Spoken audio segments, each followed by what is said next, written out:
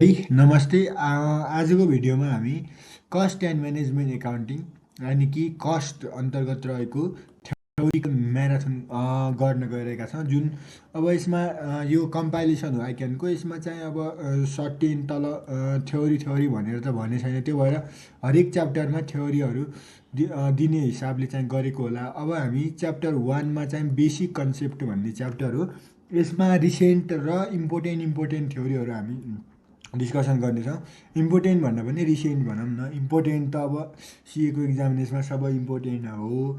अब हेरौँ cost centre र कस्ट युनिटको बिचमा हाम्रो डिस्टिङ्ग्विस फरक छुट्याऊ भनेर क्वेसन चाहिँ सोधेको छ 5 मार्क्समा र 2.5 मार्क्समा। अब हेर्नु होला क्वेसन कतिचोटि सोधेछ। अब जतिचोटि सोधे तापनि अब हेरौँ फर्स्ट चाहिँ मेनली चाहिँ फर्स्टली चाहिँ कस्ट सेन्टर र कस्ट युनिटको बारेमा तपाईँहरूले हेर्न सक्नुहुन्छ स्क्रिनको अगाडि। Let's here discuss the cost centre at firstly. अब हेर्नु होला पहिला सेन्टर भन्छ। सेन्टर भन्ने बित्तिकै हामीलाई के थाहा हुनु पर्यो, लोकेसन होला, ठाउँ होला। कुनै जस्तो ट्युसन सेन्टर छ भने ट्युसन सेन्टर ठाउँ हो। त्यस्तै अब युनिट भनेको त अभियसली युनिट भनेको चाहिँ अब हामीले कस्ट युनिटै बुझ्नु पर्यो। युनिट भनेको अब युनिट हो रे, ओके। कुनै प्रोडक्टको युनिट हो, सर्भिसको पनि युनिट हो। जस्तै अब किलो केजी सेजी यस्तै त बुझ्यो होला। त्यो just I will here explain. यो चाहिँ मेमोराइज गर्नको लागि हो। It is define as a location. Centre भनेको एउटा लोकेसन हो, ठाउँ हो। पर्सन अर आइटम एउटा व्यक्ति पनि हो, एउटा आइटम हो अफ इक्विपमेन्ट। कुनै पनि इक्विपमेन्टको एउटा आइटम होस् या पर्सन होस् या लोकेसन, यी तिनवटा कुरालाई कस्ट सेन्टर भनिन्छ। अर ग्रुप अफ दिज अर्थात् अब आइटम पर्सन व्यक्तिको पनि एउटा सेन्टर हुनसक्छ, ओके। अनि इक्विपमेन्टहरूको आइटमहरूको पनि ग्रुप हुनसक्छ। त्यो सबै इन्डिभिजुअल या ग्रुपली जे भए तापनि कस्ट सेन्टर भनेको यही हामीले यसरी परिभाषित गर्न सक्छौँ। For which cost may be ascertain and र जसमा हामीले कस्ट चाहिँ एसर्टेन भनेको निर्धारण गर्न सक्छौँ। And useful for the purpose of cost control. र त्यो कस्ट सेन्टर छ भने हामीले कस्ट निष्कासन गरेर हामीले अब आफ्नो प्रोडक्टको कस्टलाई कन्ट्रोल नियन्त्रणमा पनि ल्याउन सक्छौँ। सो कस्ट सेन्टर भनेको यही हो। Yes, cost center are of two type. Generally cost center दुईवटा खाली हुन्छ नि, एउटा पर्सनल खाली र एउटा इम्पर्सनल। इम्पर्सनल र पर्सनल खाली भनेर दुईवटा ब्रोडली क्याटेगोराइज गरेको छ कस्ट सेन्टर्सहरूलाई। In a manufacturing concern, okay. अब निर्माणाधीन गर्ने सम्बन्धमा there are two main types of cost center. दुईवटा कस्ट सेन्टर हुन्छन्। एउटा प्रोडक्सन कस्ट सेन्टर हो भने अर्को service cost center. Yes, production भनेको अब केही बनाउनेवाला कस्ट सेन्टर हो। अनि सर्भिस कस्ट सेन्टर भनेको सेवा दिने। दुईवटा खालि कस्ट सेन्टर छन्। अब कन्क्लुजनमा हेर्नुहुन्छ भने I will be here interpret cost centre in short way. अब कस्ट सेन्टर भनेको एउटा लोकेसन हो, ठाउँ हो या पर्सन हो या कुनै पनि आइटम हो इक्विपमेन्टको, अर्थात् तिनीहरूको ग्रुप पनि हुनसक्छ जसले चाहिँ तपाईँहरूको कस्टलाई हामीले निर्धारण गर्नको लागि एसर्टेन कस्ट निष्कासन गर्नको लागि कस्ट निकाल्नको लागि एउटा प्रोडक्टको एकदमै इम्पोर्टेन्ट रोल भूमिका गरेका हुन्छन्। And useful for the purpose of cost control. र त्यसै गरी कस्ट कन्ट्रोल कस्ट रिडक्सन त थाहा छ होला। कस्ट रिडक्सन कस्ट कन्ट्रोल के हो भन्ने कुरा अहिले म भन्दैन, यो चाहिँ हामी यो क्वेसनै छ यसको बारेमा अहिले तल हेर्नु होला। कस्ट सेन्टर दुई खाले, एउटा पर्सनल एउटा इम्पर्सनल।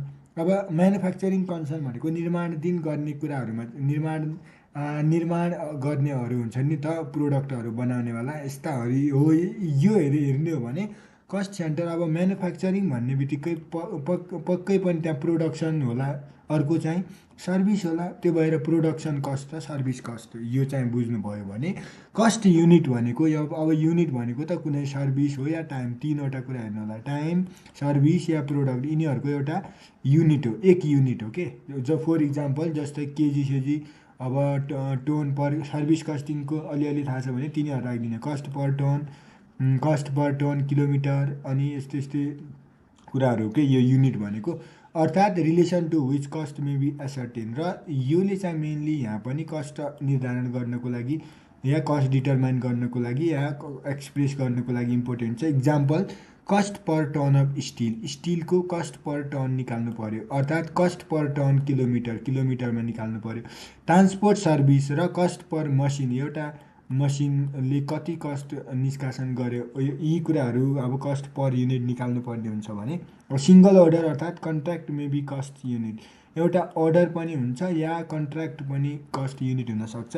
र batch consist of the identical item may be considered as cost centre. अब ब्याच कस्टिङ त थाहा छ होला, ग्रुप अफ ब्याच भनेको ग्रुप अफ अब जस्तै कमोडिटी भनौँ, अर्थात् सर्भिस हो भने अब इन्डिभिजुअल आइटमहरू एउटा ब्याच, जस्तै यो ब्याच भनेको अब जुन ब्याच हो भने आइक्यानको पनि ब्याच छ, त्यस्तै ब्याच भनेको ग्रुप अफ इन्डिभिजुअल जस्तै हो।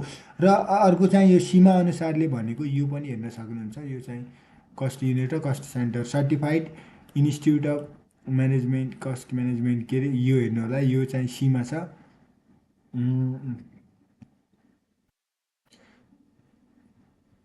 कस्ट म्यानेजमेन्ट एकाउन्टेन्सीको इन्स्टिट्युटले भनेको त्यो लन्डनमा रहेको सीमा कहाँ छ यो हेर्नु होला, यो भन्छ, यो उस्तै हो। अब अर्को चाहिँ अल्टरनेटिभ आन्सर हो। त्यसपछि प्रोडक्ट सेन्टर र पिरियड्स के अरे प्रोडक्ट कस्ट र पिरियड कस्टको बारेमा छ। ओके, अनि अर्को चाहिँ हाम्रो रेलिभेन्ट कस्ट र अपर्च्युनिटी कस्टको बारेमा छ। त्यसै गरी कस्ट सेन्टर र प्रोफिट सेन्टरको बारेमा छ। कस्ट एकाउन्टिङ भन्ने बारेमा दुइटैको बारेमा छ। कन्ट्रोलेबल कस्ट र अनकन्ट्रोलेबल कस्टको बारेमा छ। लेटेस्ट बातहरूमा छलफल गरौँ भनेको कस्ट ड्राइभर र कस्ट पुलको बारेमा छ। ओके, यिनीहरू टन्नै छ।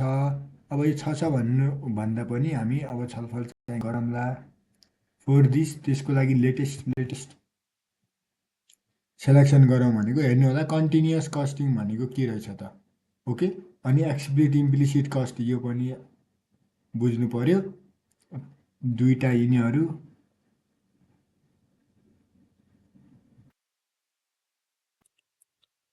अब चाहिँ भोल्युम बेस्ड र भोल्युम कस्ट बेस्ड यो र यो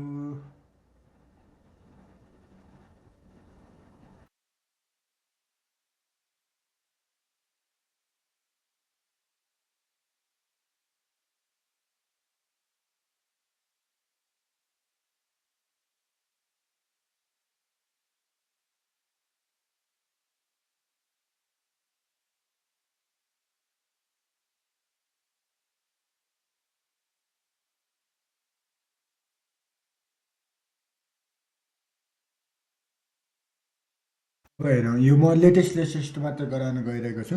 what do you understand by term sunk cost भन्छ। अब सङ्क भनेको के हो, डुब्ने कस्ट भनेको हेर्नु होला पास्ट कस्ट, पास्ट प्रेजेन्ट भनेको चाहिँ जस्तै अब पुरानो कुराहरू त डुबेकै हुन्छ नि, त्यो भएर डुब्ने भनेकै पास्ट आउनु पऱ्यो भयो।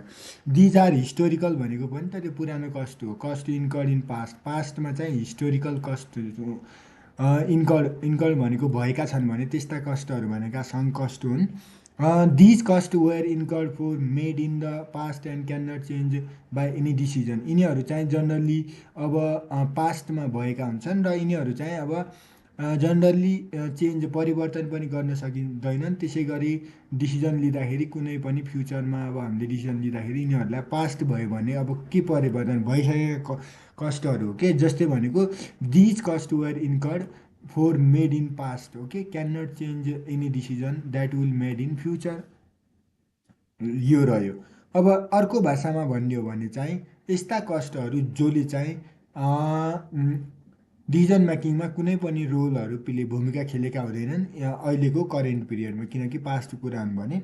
अब while considering replacement of plant, यदि प्लान्टलाई रिप्लेसमेन्ट गर्नु पऱ्यो, अर्को प्लान्ट लिनु पऱ्यो भने the depreciated book value of old plant is irrelevant. Okay, अब ओल्ड प्लान्टको चाहिँ डेप्रिसिएटेड बुक भ्याल्यु भनेको अब त्यो खिया लाग्दै के गर्दै जाँदा त्यसको भ्याल्यु घटेको होला हो, त्यस्तो ओल्ड प्लान्ट चाहिँ इरिलेभेन्ट भनेको त्यो अहिले सन्दर्भिक हुँदैन। As a amount is a sunk cost, जसमा एमाउन्ट सङ्क कस्ट हो, which is to be return off and at the time of replacement, जसलाई राइट अफ गर्न सकिन्छ हामीले रिप्लेसमेन्टको बेला। अब बुझ्नु पऱ्यो what do you mean by sunk cost भनेको यी भनेका पास्ट यानि कि हाम्रो भूतका हिस्टोरिकल कस्टहरू। हिस्टोरिकल भनेको के हो भने अब त्योभन्दा पास्टका डाटामा बेसलाई हिस्टोरिकल भन्छ। यस्ता हिस्टोरिकल बेस्ड कस्टहरू लागतहरू भनेका चाहिँ हिस्टोरिकल के अरे सङ्क कस्ट हुन्। अब यी कस्टहरू चाहिँ जनरली पास्टमा भएका हुन्छन् र यिनीहरूले चाहिँ फ्युचरमा डिसिजन कुनै पनि निर्णय चेन्ज गर्दैनन् यिनीहरूको कारणले। अर्को भाषामा भन्ने हो भने यिनीहरूले चाहिँ डिसिजन मेकिङ भनेको अब कस्टमा त डिसिजन मेकिङ भनेको निर्णय गर्नुपर्ने हुन्छ। जस्तै अब कति कस्ट लगाउने के लगाउने भनेर म्यानेजरहरूले अब यिनीहरूले चाहिँ जनरल्ली यसको बारेमा कि अब डिसिजन लिनुपर्ने हुन्छ। त्यतिखेर चाहिँ कुनै पनि यस्तो भूमिका खेलेका हुँदैनन्। कस्ट पास्टमा भएका कुराहरू करेन्टमा हुनुपर्ने भएको कारणले र जसमा यदि अब प्लान्टलाई रिप्लेसमेन्ट गर्नु पऱ्यो अर्को प्लान्ट राख्नु पऱ्यो भने बुक भ्याल्यु ओल्ड प्लान्टको चाहिँ बुक भ्याल्यु छ नि त डब्लुडिबी राख्दै आएर क्यारिङ एमाउन्ट बुक भ्याल्यु छ त्यो बुक भ्याल्युले चाहिँ कुनै पनि रोल खेल्दैन। जसमा सङ्क कस्ट चाहिँ सङ्क कस्ट भनेको राइट अफ गर्न सकिन्छ हामीले टाइम अफ रिप्लेसमेन्ट गर्दाखेरि। रिप्लेसमेन्ट डिसिजन एसेटहरू रिप्लेसमेन्ट भनेको एउटा एसेटबाट अर्को एसेट किन्न गयो भने यो रह्यो इम्पोर्टेन्ट। त्यसपछि हामी देन आफ्टर इम्पोर्टेन्ट त सबै इम्पोर्टेन्ट हुन् तर मेनली चाहिँ म अब यो रिसेन्ट क्वेसनहरूको बारेमा छलफल गरौँ भन्ने मेरो हेतुका साथ we will discuss the next one.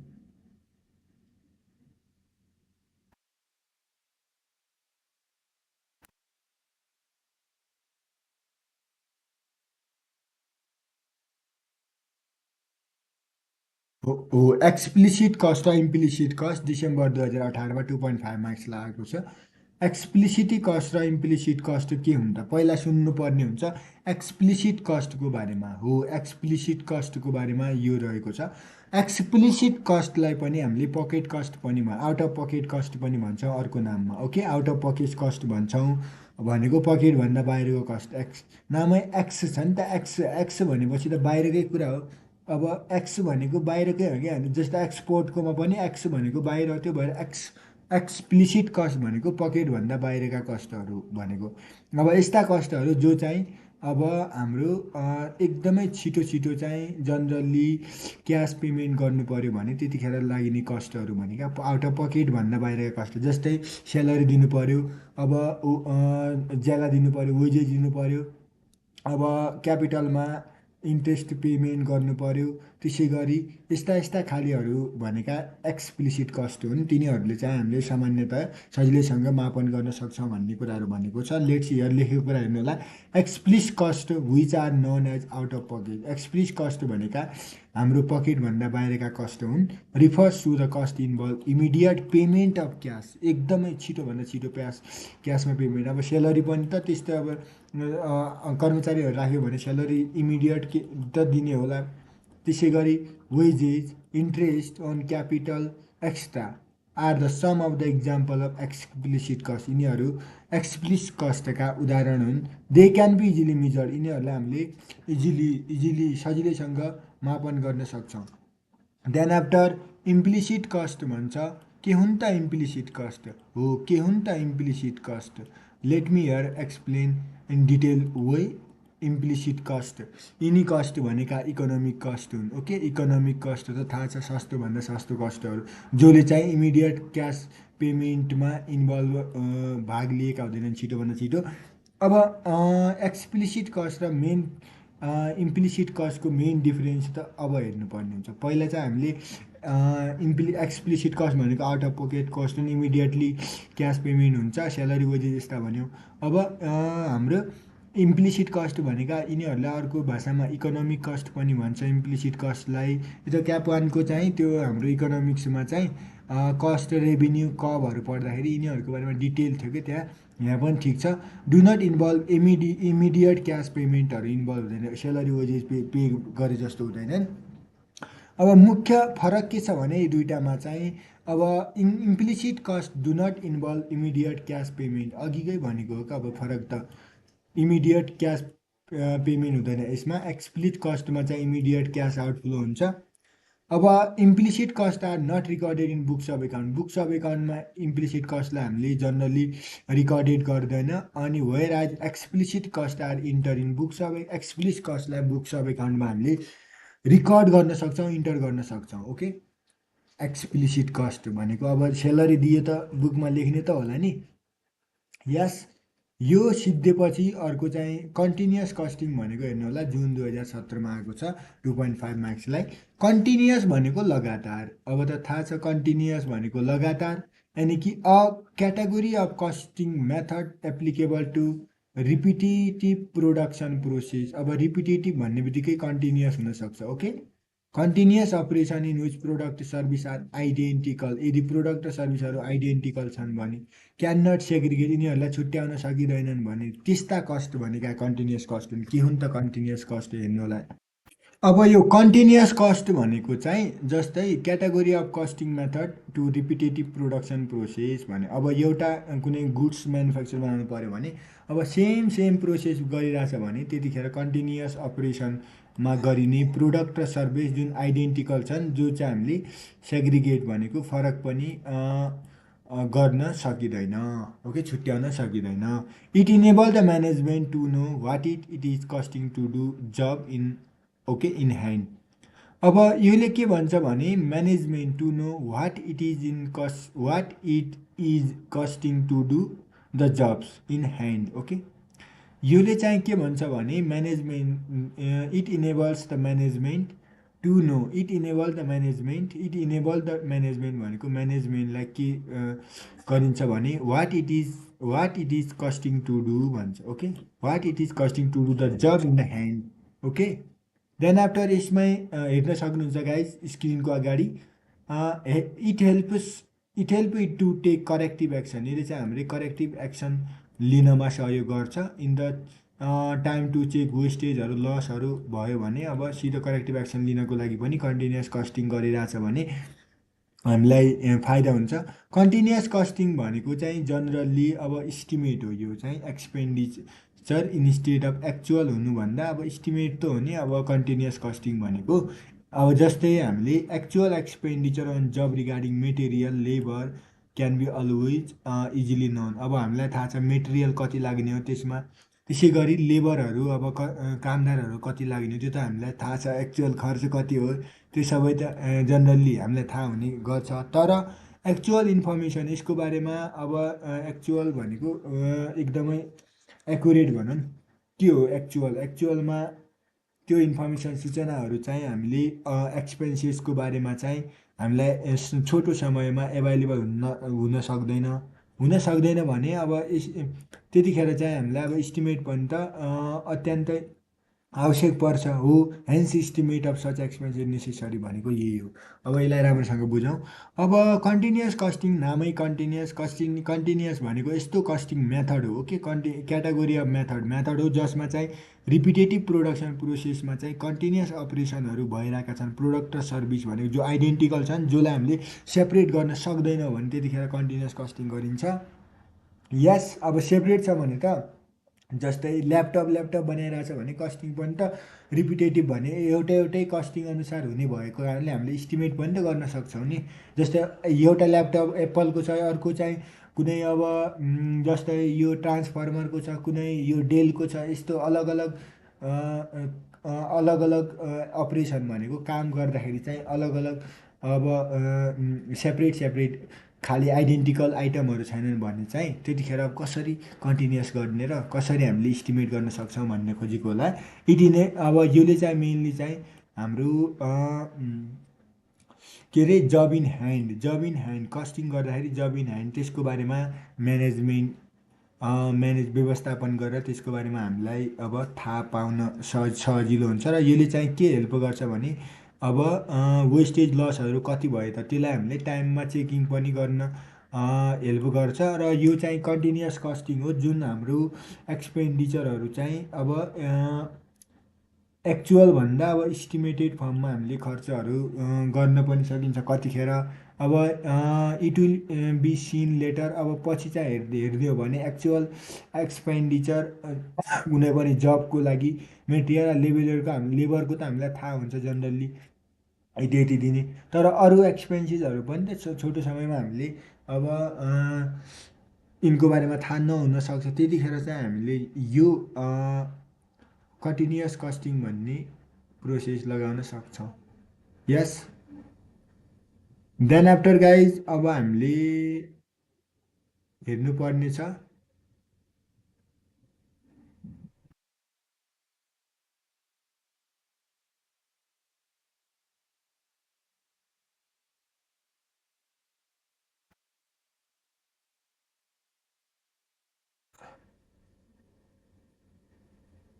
यो रेलिभेन्ट कस्टिङ यो भन्दा पनि 18मा आएको छ। प्रोडक्ट कस्ट र पिरियड कस्टिङ भनेको के हो हेर्नु होला। प्रोडक्ट कस्ट भनेको के हो? Product cost period costing. अब हेर्नु होला, प्रोडक्ट कस्ट भनेका यस्ता कस्ट हुन्, यस्ता लागत हुन् जो चाहिँ हामीले अब प्रोडक्ट बनाउँदाखेरि प्रोडक्टमा हामीले एजाइन गर्न सक्छौँ, जो भित्र इन्भेन्ट्री भ्यालुएसन पनि समावेश हुन्छ प्रोडक्ट कस्ट। ओके, अब यिनीहरू चाहिँ हाम्रो प्रत्यक्ष कच्चा पदार्थहरू, र मेटेरियल, डाइरेक्ट भनेको डाइरेक्ट मेटेरियल भनेको अब डाइरेक्ट जुन मेटेरियल छ, अब कच्चा पदार्थहरू प्रत्यक्ष रूपमा लाग्ने, अनि डाइरेक्ट लेबरहरू, त्यसै गरी म्यानुफ्याक्चरिङ ओभरहेडहरू र विभिन्न म्यानुफ्याक्चरिङ कन्सर्न सम्बन्धित कुराहरू प्रोडक्ट कस्ट हुन् भने पिरियड कस्ट भनेका यस्ता कस्ट हुन् जो चाहिँ हामीले प्रोडक्टमा एजाइन गर्न सक्दैनौँ। प्रोडक्टमा एजाइन भनेको अब यो त ओभरहेडमा चाहिँ हामीले अब प्रोडक्टमा प्राइमरी डिस्ट्रिब्युसनका सर्भिसका खर्चहरू एलोकेट गरे जस्तै, एजाइन भनेको त्यहाँ हामीले अब जस्तै पिरियड कस्टहरू भनेको त पिरियड अनुसार होला, but are charge as expenses against the revenue of period in which they are incurred भन्छ। All the non manufacturing cost such as general administrative expenses, okay, general र administrative expenses, selling distribution expenses are recognize as a period cost भन्छ। Period cost भनेको सबै non manufacturing, अब manufacturing सम्बन्धी related overhead खर्चहरू भनेका product cost हुन्। अब यसको लागि के छ र कस्ट सिट त थाहा छ होला। यदि र प्रोडक्ट बनाउनु, ल यहाँ हेर्नु होला, प्रोडक्ट बनाउनु पऱ्यो भने प्रोडक्ट बनाउँदाखेरि चाहिँ अब त्यो प्रोडक्ट कस्ट भनेका प्रोडक्टमा जुन कस्ट हामीले एजाइन गर्न सक्छौँ त्यसलाई प्रोडक्ट कस्ट भन्छ। यिनीहरू भनेको इन्भेन्ट्री भ्यालुएसन गर्दाखेरि पनि हामीले युज गर्न सकिन्छ। र यिनीहरूमा डाइरेक्ट कस्टहरू, डाइरेक्ट लेबरहरू र म्यानुफ्याक्चरिङ ओभरहेडहरू म्यानुफ्याक्चरिङ कन्सर्न हो भने होइन। अब पिरियड कस्ट भनेका यस्ता कस्ट हुन् जसलाई हामीले प्रोडक्टमा एजाइन गर्न सक्दैन इजिली। यिनीहरूलाई हामीले अब एक्सपेन्स खर्चको रूपमा हामीले चार्ज गर्न सक्छौँ, जुन हाम्रो यो पिरियडका लागि रेभिन्यूको रूपमा पनि हामीले एक्सपेन्सेसका रूपमा पिरियडका लागि हामीले कुन कुन पिरियडमा भएको त्यो पिरियड अनुसार हामीले चार्ज गर्न सक्छौँ। सबै नन म्यानुफ्याक्चरिङ कस्टहरू, जनरल एडमिनिस्ट्रेटिभ खर्चहरू, सेलिङ डिस्ट्रिब्युसन खर्चहरू, प्रोडक्ट बनिसकेको पछिका खर्चहरू भनेका जुन हाम्रो पिरियड कस्टभित्र रिकग्नाइज पहिचान गर्न सक्छौँ भनेर भनेको छ। अब यो त भइहाल्यो। देन आफ्टर एउटा कन्ट्रोलेबल यो पनि हेरौँ त अलि। कस्ट ड्राइभर र कस्ट पुल भनेको के हो? कस्ट ड्राइभर भनेको चाहिँ cost driver is the characteristics of event or activity that result in increase of cost. कस्टलाई बढाउनुको लागि यस्ता एक्टिभिटिज अथवा यस्ता नतिजाहरू, यस्ता घटनाहरू जो यसका विशेषताहरू भनेका कस्ट ड्राइभर हुन् भनेर भन्छ। जस्तै in activity based costing, ABC costing भन्छ। एक्टिभिटी बेस्ड कस्टिङ भन्छ ABC costing. Most significant cost driver are identify. त्यतिखेर कस्ट ड्राइभरहरू पहिचान गर्न सकिन्छ। र त्यसै गरी एक्टिभिटी कस्ट पुल भनेको जनरली फ्रिक्वेन्टली र इन्टेन्सिभ डिमान्ड प्लेस गरिएको छ भने जुन हाम्रो विभिन्न एक्टिभिटिजहरू कस्ट अब्जेक्टिभसँग गरिन्छ, जो हामीलाई अब it is use to assign activity cost to cost object भन्छ। यति कुराहरू हो, तर त्यो आन्सर पनि खास सेटिस्फ्याक्ट्री त छैन। देन आफ्टर हामीले च्याप्टर 1 को यति नै हेरौँ गाइस। अब धेरै छ, धेरै हेऱ्यो भने चाहिँ भिडियो लामो जान सक्छ। र अब च्याप्टर नम्बर 2 हेर्न सक्नुहुन्छ, मेटेरियल कन्ट्रोल। च्याप्टर नम्बर 2 छ मेटेरियल कन्ट्रोल। च्याप्टर 1 चाहिँ 24 मिनट। च्याप्टर नम्बर 2 छ, च्याप्टर नम्बर 2 मेटेरियल कन्ट्रोल भनेको मेटेरियल कस्टिङ भन्ने च्याप्टर छ। यसमा पनि हामी रिसेन्ट मात्र अब छलफल गर्दै जानेछौँ गाइस। त्यो भएर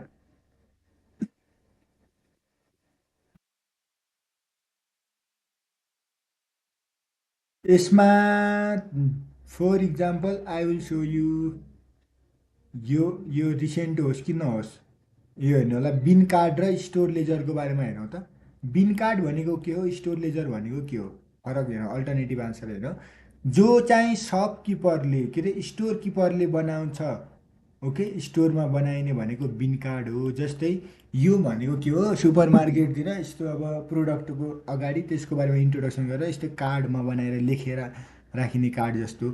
स्टोर लेजर भनेको अब कस्टिङ डिपार्टमेन्टले बनाउँछ यो, ओके, कस्टिङ डिपार्टमेन्टले बनाउँछ, न कि यो स्टोर लेजर हो नि त, त्यो त अब स्टोर लेजर कस्टिङ डिपार्टले बनाउँछ। बिन कार्ड भनेको चाहिँ स्टोर किपरले बनाउँछ क्या त्यो। अब स्टोर किपर त जति पनि राखे हुनसक्छ नि त मान्छेहरू। अब बिन कार्डमा भनेको इट कन्टेन क्वान्टिटी डिटेल, मैले अघि भन्थेँ क्वान्टिटी, कति क्वान्टिटी हो, जस्तै कुनै बिस्कुट छ यति क्वान्टिटी यस्तो यस्तो भनेर त्यसको बारेमा लेखेर राखिन्छ, यानि कि किन्नेवालाहरूलाई सजिलो होला भनेर। Of material receive issue return, okay, store हो यो। अब इन्भेन्ट्री म्यानेजमेन्ट जस्तै भनौँ, अब मेटेरियल रिसिभ कति भयो त्यो क्वान्टिटीको डिटेल चाहिँ बिन कार्डमा हुन्छ। इस्यु कति भयो, रिटर्न कति भयो, यो हाम्रो बिन कार्डमा हुन्छ भने स्टोर लेजरमा चाहिँ it contain information both in quantity and value, quantity र भ्याल्यु दुइटैमा हुनसक्छ, क्वान्टिटी र भ्याल्यु, ओके, क्वान्टिटी र भ्याल्यु स्टोर लेजरमा, किनकि अब यो कस्टिङ डिपार्टमेन्टले बनाउने हो। द्याट या guys, then after bin card भनेको entries are made when transaction take place, okay. Bin कार्डमा चाहिँ अब हामीले इन्ट्रीहरू जर्नल इन्ट्री कतिखेर गरिन्छ भने जब ट्रान्जेक्सन कारोबार हुन्छ भने।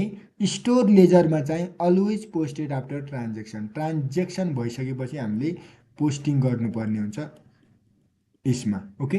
वेन ट्रान्जेक्सन टेक प्लेस, कहिले ट्रान्जेक्सन भइरहेको त्यतिखेर बिन कार्डमा हामीले जनरलाइज गर्ने, ओके, रिकर्ड गर्ने। र स्टोर लेजरमा चाहिँ always posted after transaction, transaction भइसकेपछि।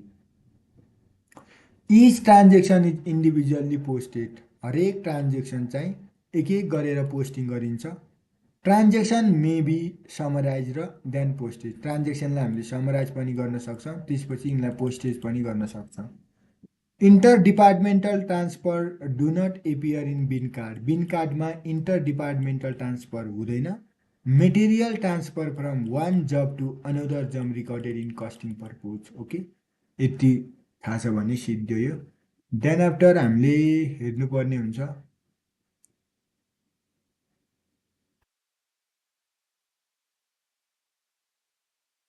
ल 2017को just in time JIT in manufacturing र ट्रेडिङ म्यानुफ्याक्चरिङ, के हो यो जेआइटी म्यानुफ्याक्चरिङ र ट्रेडिङ म्यानुफ्याक्चरिङ भन्छ। अब 2017मा आएको छ, 2016देखि यताका म क्वेसनहरू छलफल गरौँ भनेको यो भिडियोमा जस्ट इन म्यानुफ्याक्चरिङ र ट्रेडिसनल म्यानुफ्याक्चरिङको बारेमा हेरौँ। अब जस्तै it is a demand pool system हो यो, पुल सिस्टम, पुस होइन कि पुल, पुल भनेको के हो, तान्ने, ओके, तान्नेवाला डिमान्ड पुल सिस्टम हो जस्ट इन टाइम। नामै जेआइटी भने जस्तै हो नि त यो म्यानुफ्याक्चरिङमा। अब म्यानुफ्याक्चरिङ गरिरहेछ के, अब ल्यापटप बनाइरहेछ भने डिमान्ड गर्ने बित्तिकै आउनु पऱ्यो, त्यो भएर डिमान्ड पुल सिस्टम हो।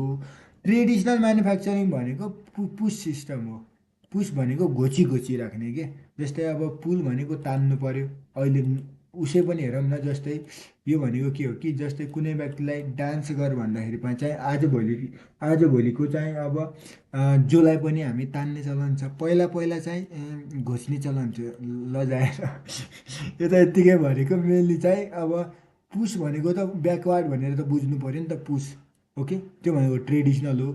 अब जस्ट जेआइटी भनेको त पुल डिमान्ड सिस्टम हो, यो एक पोइन्ट याद हुनु पऱ्यो। There is a insignificant or zero inventory, यसमा चाहिँ इन्सिग्निफिकेन्ट अर्थात् जिरो इन्भेन्ट्री पनि हुनसक्छ जस्ट इन टाइममा, किनकि नामै जस्ट इन टाइम छ, छिटो छिटो गुड्स या के अब स्टकहरू राख्नेवाला हो।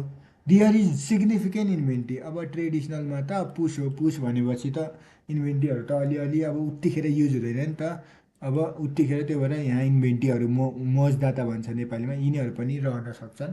दियर इज अ म्यानुफ्याक्चरिङ सेल भनेको वर्क सेन्टर भन्छ, यसमा म्यानुफ्याक्चरिङ सेल हुनसक्छ, वर्क सेन्टर। अर्को चाहिँ ट्रेडिसनल म्यानुफ्याक्चरिङ भनेको दियर इज प्रोसेस स्ट्रक्चर हुनसक्छ, ओके। अब जस्ट इन टाइम म्यानुफ्याक्चरिङमा चाहिँ there is a multifunctional labour हुन सक्छन् भने यहाँ स्पेसलाइज लेबर हुन सक्छन् ट्रेडिसनलमा, ओके।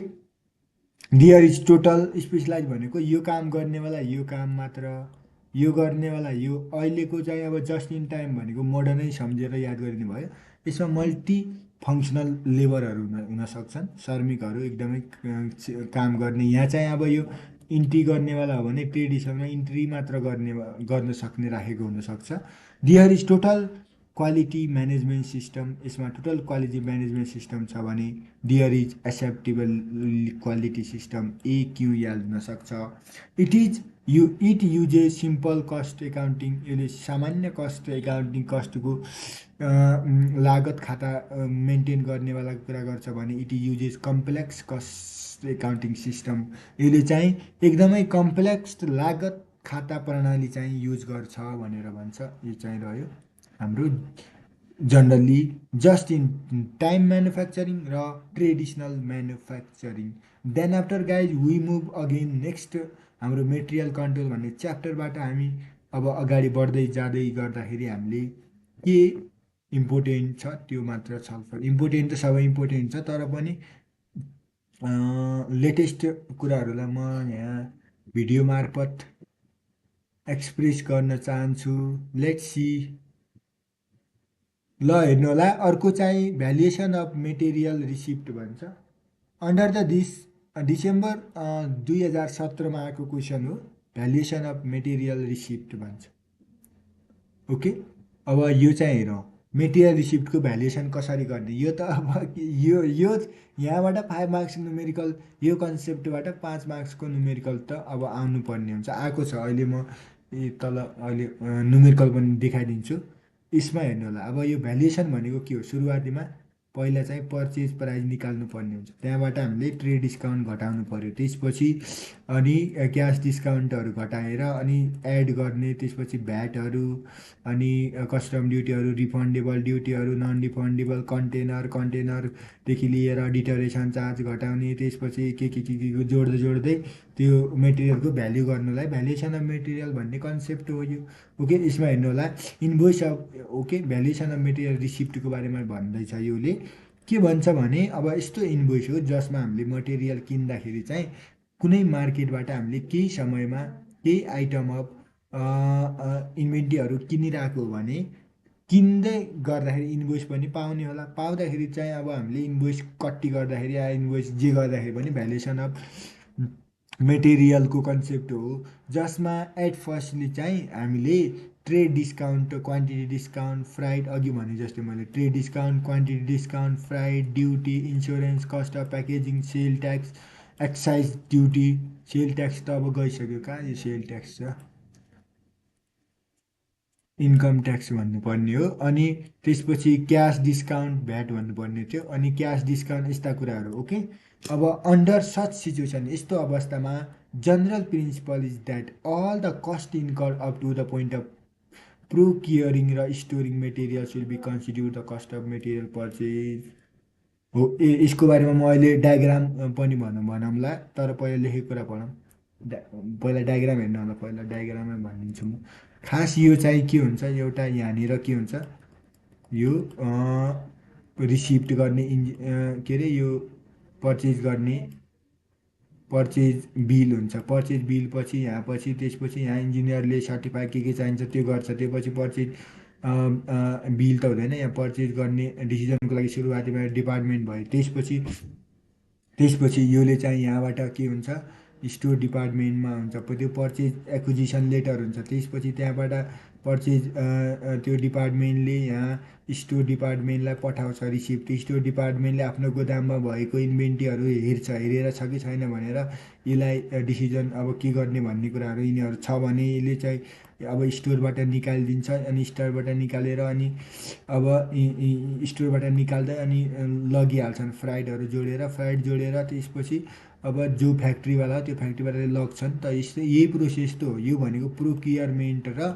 अनि प्रोक्योरमेन्ट भनेको यो हो कि पर्चेज गरुन्जेलसम्म प्रोक्योरिङ भनेको प्रोक्योरमेन्ट र स्टोरिङ मेटेरियल अब आफ्नो गोदाममा ल्याएर स्टोरसम्म राख्नु पऱ्यो नि त।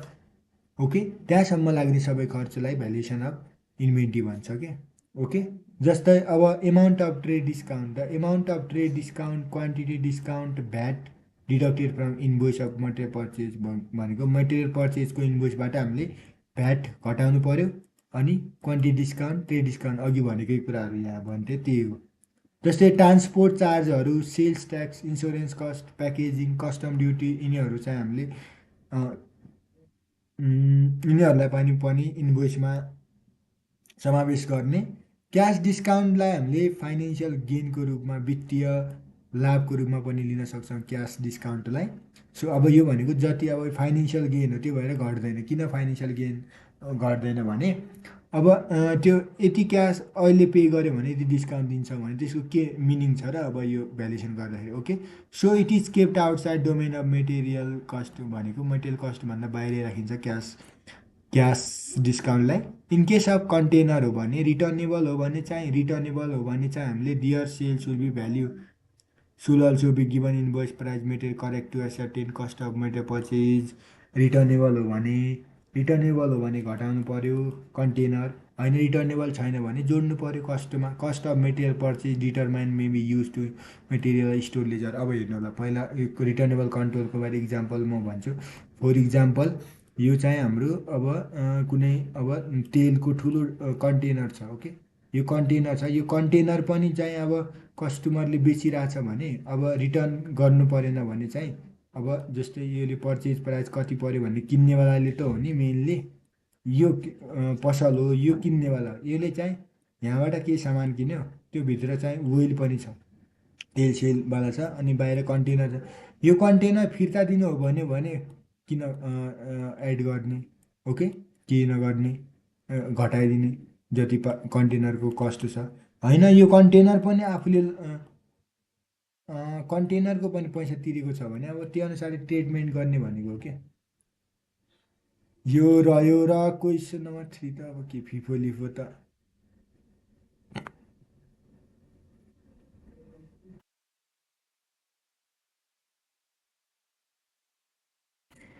अब इकोनोमिक अर्डर क्वान्टिटी इओक्यूको बारेमा हेरौँ।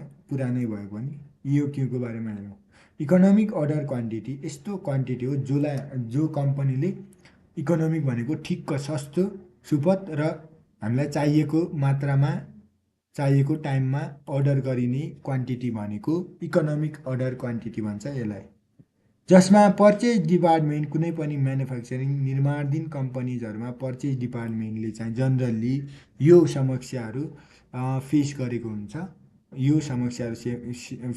हुन्छ जसमा उसले विभिन्न आइटमको क्वान्टिटीहरूलाई अब पत्ता लगाउनु पर्यो भने पर्चेज गर्दाखेरि चाहिँ हो यो कुराहरू इकोनोमिक अर्डर क्वान्टिटी कन्सेप्ट लाग्छ। यदि मेटेरियलहरू किन्नु पर्यो भने धेरै ठुलो एमाउन्टमा किन्नु पर्यो भने अब इन्भेन्ट्री क्यारिङ कस्ट भनेको क्यारिङ कस्ट चाहिँ अब स्टोरेज कस्टहरू धेरै हुन जान्छ नि त हाई हुन जान्छ। गोदाममा अब पैसा तिर्नु पर्यो बढी। त्यसै गरी अर्को भाषामा भन्ने हो भने जस्तै order size small order size हुने हो भने चाहिँ हरेक टाइममा चाहिँ अर्डरिङ कस्ट पनि बढी हुन्छ भनेको। ल अहिले एक अर्डर गऱ्यो अनि त्यो अर्डर गर्नु चाहिँ खर्च लाग्ने भयो अर्कोचोटि अर्को यो ललिपपको अर्डर किन्यो अनि ललिपप चाहिँ नभन ठुल्ठुलो अब मेसिनका कुराहरू गरौँ न यहाँनिर जति अर्डर गर्यो त्यति खर्च बढी हुन्छ नि त हो। In order to minimize ordering र क्यारिङ कस्ट अर्डरिङ कस्ट र क्यारिङ कस्टलाई मिनिमाइज गर्नको लागि इओक्यूको कन्सेप्ट आएको जुन अब यसमा यस्तो क्वान्टिटी हो जसमा अर्डरिङ कस्ट र त्यसै गरी क्यारिङ कस्टहरू मिनिमम हुन्छ जुन अप्टिमल क्वान्टिटी अफ पनि भन्छ अर्को नाममा हो यही हो इओक्यू भनेको ओके। अब इओक्यू निकाल्ने फर्मुला त हामीलाई थाहा भएको square root two AO divide by C AOC. अब याद गर्ने तरिका यो थाहा छैन भने ए अनि ओ अनि सी ओके। एसी अब सिए त थाहा छ तल माथि सी के अरे माथि ए तल सी त्यही भएर सिए अनि ओ यस्तै जे भन्यो भने अब 2A वा सी त्यही त जसलाई पनि याद हुन्छ होला नि यो यादै छैन भने त के इक्जाम दिने र।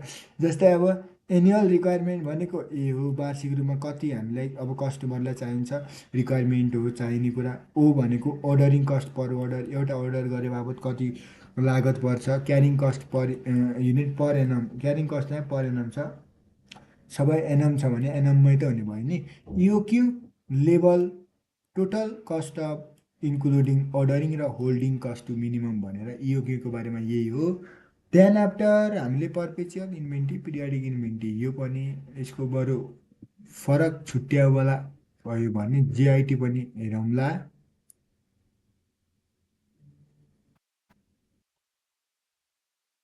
यो युट्युब ओके गाइज हेरौँ जसमा अब जेआइटीको कन्सेप्ट एट फर्स्टली हेर्नु होला जस्ट इन टाइम चाहिएको बेलामा चाहिँ इन्भेन्ट्री मगाउनु पर्नेलाई जस्ट इन टाइम भन्छ। JIT purchase means purchase of goods or material such that delivery immediately pros their use हुने बित्तिकै डेलिभरी गरिन्छ भने हो त्यस्तो खाले मेटेरियल या गुड्सहरूलाई पर्चेज किनिने एउटा प्रक्रिया भनेको जस्ट इन टाइमबाट गरिन्छ।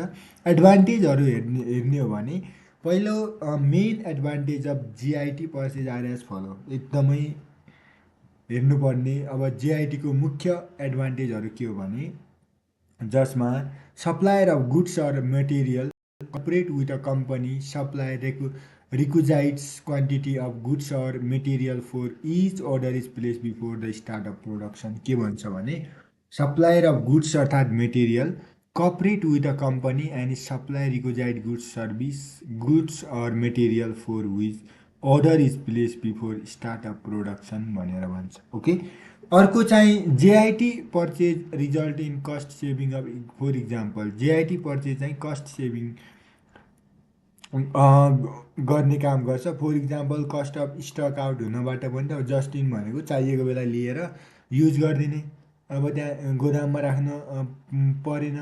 Inventory carrying cost material handling are reduced यी कुराहरू।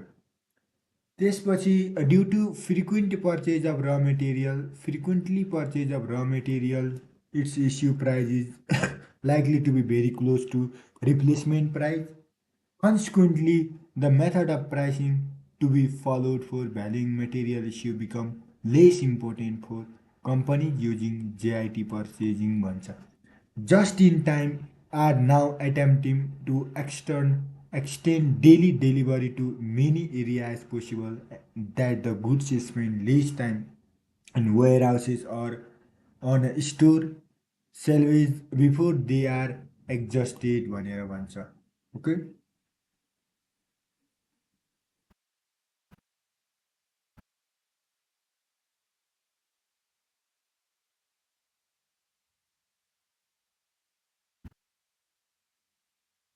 Discuss how will you trade shortage in stock taking भन्छ। Discuss how will you sorry guys discuss how will you trade shortage in stock taking भन्छ। Stock टेकिङमा सर्टेजलाई कसरी तपाईँहरूले चाहिँ treat गर्न सक्नुहुन्छ भनेको क्या। जसमा at the time of stock taking generally discrepancies are found भनेको केही अब अनियमितताहरू यस्तै पाइन सक्छन् between physical stock shown in bin card and store ledger भन्छ। Okay these discrepancies are in the form of shortage अर्थात् लसेस तिनीहरू सर्टेज र लसेसको रूपमा हुन सक्छन्। The cause for discrepancies may be classified अनएभोइडेबल and एभोइडेबल losses arising from अनएभोइडेबल कजेसबाट लसहरू आयो भने should be taken care by setting up an standard percentage loss based on study of past data. Issue price may be inflated to cover standard loss. Standard loss like अब issue price standard लसको कारणले के अरे standard लसलाई cover गर्दाखेरि चाहिँ generally issue price चाहिँ inflated भनेको तलमाथि हुन जान्छ। अल्टरनेटिभली भन्ने हो भने issue may be made at the purchase price issue चाहिँ हामीले पर्चेज प्राइस भनेको किन्दाखेरि लाग्ने प्राइजमा इस्यु गरियो भने but the cost of loss shortage may be treated as overhead हो। कस्ट चाहिँ हाम्रो सर्टेज र लसको कस्ट चाहिँ हामीले ओभरहेडको रूपमा खर्चको रूपमा देखाउनु पर्ने हुन्छ। Actual loss should be compare with standard actual लसलाई हामीले स्ट्यान्डर्ड लससँग हामीले कम्पेयर तुलना गर्न सक्छौँ। And excess loss should be analyse to see whether they are due to normal or abnormal reason भनेर भन्छ. If they are attributable to normal cause, यदि तिनीहरू normal cause मा attributable गर्न सकिन्छन् भने an additional charge to overhead should be made on the basis of value of material consumed. If they arise from abnormal causes, they should be charged to costing P&L account भन्छ. अब avoidable losses are generally treated as abnormal loss. Avoidable loss लाई हामीले abnormal loss मा सामान्यतः treated गर्न सक्छौँ. These losses should be debited to costing PNL account र तिनै लसलाई हामीले कस्टिङ प्रफिट लस एकाउन्टमा हामीले ट्रेड गर्न सक्छौँ. Losses and surplus arising from error in documentation posting extra should be corrected through adjustment in T भनेर भन्छ. अब what are the aim of material requirement planning. एमआरपीको मेन एम के हो भने एक नम्बरमा use of computer in order के भन्छ. Aim of material requirement planning to make use of computer in order to determine for final products namely what should be the produce and at what time भन्छ. ascertain the requirement unit of production of sub assemblies. Okay, requirement unit of production of sub एसेम्ब्लिजको बारेमा के ascertain गर्नु. Determine the requirement of material based on up to date bill of material file. Computing inventories, work in process, batch size, manufacturing and packaging, lead time. Controlling inventory by ordering bought in component, raw material relation in order to forecast rather than more practice of order stock level indicator भनेर भन्छ. अब यो भनेको के हो भने जस्तै पहिला चाहिँ मेटेरियल रिक्वायरमेन्ट प्लानिङको मेन एम के हो भने पहिला हामीले फाइनल प्रोडक्टको determine for the final product namely what should be the produce and what time. कहिले प्रोड्युस गर्ने र कुन टाइममा हामीले फाइनल प्रोडक्ट गर्नुपर्छ भन्ने बारेमा त्यसको निर्धारण त्यसलाई कुनै पनि फाइनल प्रोडक्टको चाहिँ निर्धारण गर्न सहयोग गर्छ.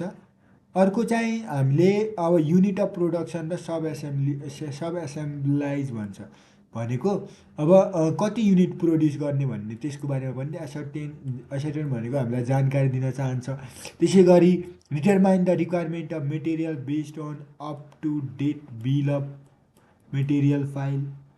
त्यस्तै कम्प्युटिङ इन्भेन्ट्री, डब्लुआइपी इन्भेन्ट्री भयो, डब्लुआइपी भयो, batch size, manufacturing, packaging, lead time यिनीहरू निकाल्नको लागि पनि controlling inventory by ordering bought in components and र material in relation to order receive forecast भनेको यिनको बारेमा प्रिडिक्सन गर्नु यी सबै कुराहरूमा सहयोग गर्छ. Explain the brief advantage of perpetual inventory system. Periodic inventory system र पर्पेचुअल इन्भेन्ट्री सिस्टमको बारेमा हुन्छ जनरली दुईवटा खाली.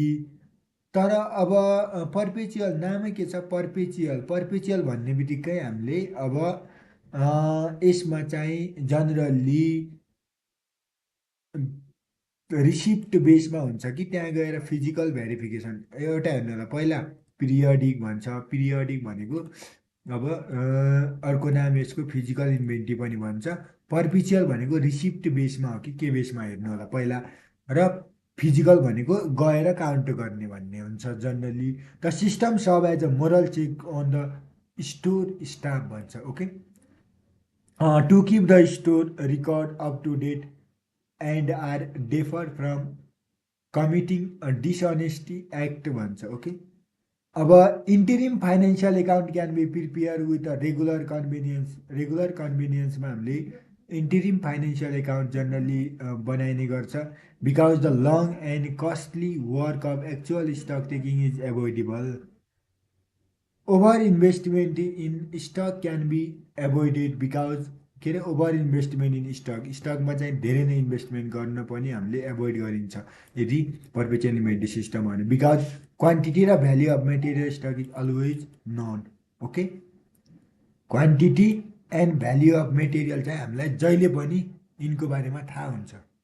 अब in case of destruction of stock by fire, आग लागेर स्टकहरूको अब के भन्छ डिस्ट्रक्सन भनेको नष्ट भयो भने the system help in setting the insurance claim, correct stock figure be readily obtain भन्छ। ओके हो, अब रिसिप्टमा छ, फिजिकल काउन्ट गरेछ या रिसिप्टमा जेमा छ भने पनि अब हामीले इन्सुरेन्स क्लेम यानि कि बिमाको दाबी गर्नु पर्दाखेरि loss of stock loss of fire, अब एकाउन्टमा पढेको हो भने insurance claim loss of stock भन्नेमा हामीलाई फायर लाग्यो आगो लाग्यो भन्ने र अनि त्यसै गरी लस अफ प्रोफिटमा पनि आगो लागेको पिरियडले अर्को पिरियडमा पनि अब केही प्रोफिट कमाउन सकेन, दुईवटा कुरा हुन्छ जनरली। अब loss of stock due to pilferage of solutions extra detected at early stage भन्छ, भनेको स्टक पनि कतिको लस भइरहेको त्यो हामीले अर्ली स्टेजमा पत्ता लगाउन सक्छौँ। Suitable step can be taken to prevent recurring, again again यस्तै हुनबाट बचाउनुको लागि पनि यो एकदमै सुइटेबल स्टेप हो। Timely replacement of stock is facilitated as the management may inform daily for number of units and value of each kind of material on hand, this tends to eliminate delay and shut down in production activities भनेर भन्छ।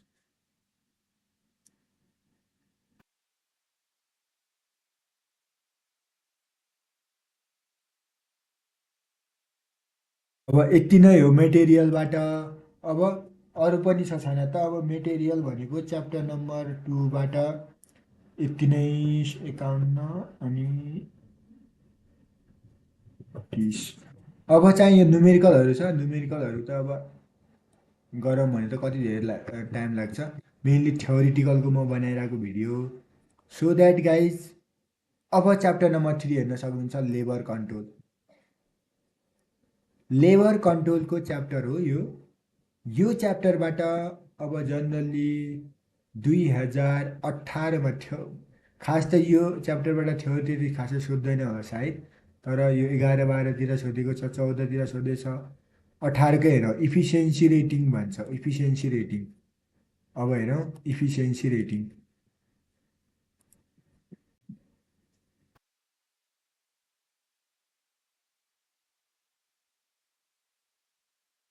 अब generally यिनीहरू चाहिँ अब के छलफल गर्ने 2016देखि यतिकाहरूमा गर्ने भन्ने प्लान हो मेनली। त्यहाँदेखि आफ्टर 3टा क्वेसन जति हुने भयो, 4वटा क्वेसन। ओके, यो 4वटा क्वेसन चाहिँ हामी छलफल गरौँ लेबरबाट।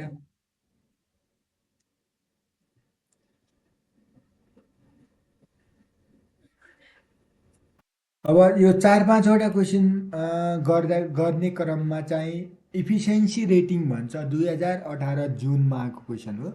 इफिसियन्सी रेटिङ भनेको के हो त? इफिसियन्सी रेटिङको बारेमा जनरली यहाँ छलफल छ म्याटर अफ डिस्कसनमा। Efficiency is usually related to performance, efficiency भनेको पर्फर्मेन्स सम्बन्धी रिलेटेड छ, सम्बन्धित छ। And may be computed by computing the time taken with a standard time allotted to perform the given task, दिएको कामलाई चाहिँ कुनै पनि लेबर कस्टिङ भनेकै श्रमिकहरूको कस्टिङ निकालिरहेको। यसमा के भन्छ भने इफिसियन्सी भनेको युजुअल्ली पर्फर्मेन्स, अब इफिसियन्सी भनेको कामकै त हो नि, इफिसियन्सी निस्काउने कतिको गर्न सक्छ क्षमतावान हो। यो जनरली चाहिँ हाम्रो कति टाइम टेकन गर्यो र स्ट्यान्डर्ड टाइम एलोटेड उसलाई कति दिएको छ, स्ट्यान्डर्ड टाइममा उसले कति एक्चुअल टाइम लगायो त हो, त्यो कुनै पनि पार्ट अफ पिस अफ वर्कलाई गर्दाखेरि त्यसलाई भन्छ efficiency rating. If the time taken by the worker on the job equal to or less than standard time, standard time तोकिएको टाइम एउटा यति त हुन्छ भन्ने टाइम भन्दा अब त्यति गर्यो या त्योभन्दा कम गर्छ भने त्यतिखेर then he see rated efficiency, तब उसलाई रेटेड इफिसियन्सी रेटेड भनेर हामीले भन्न सक्छौँ। In case he take more time than standard time, उसले चाहिँ स्ट्यान्डर्ड टाइमभन्दा बढी टाइम गर्यो भने हि इज रेटेड इनइफिसियन्स, तब चाहिँ हामीले इनइफिसियन्स भन्छौँ। बढी टाइम लगायो, कम लगायो या ठिक्क लगायो, बराबर लगायो भने रेटेड इफिसियन्सी भन्छ। इट मे बी कम्प्युटेड, कसरी यसलाई निकालिन्छ भने इफिसियन्सी इन पर्सेन्टेज भनेको time allowed as per standard into 100 upon time taken. Okay, यो भनेको time allowed upon time taken भनेको के हो, efficiency ratio. Time allowed it, time allowed it upon time taken. अब Halsey versus Halsey Weir system भन्छ। Halsey Weir system र हेल्से दुइटैको बारेमा छ यो जनरली।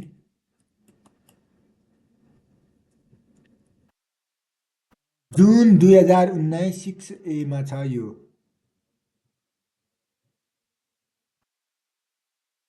अन्डर दिस स्किम यो स्किममा चाहिँ फोर पर्फर्मिङ अफ जब गर्दाखेरि चाहिँ operational or task standard time is specified भन्छ।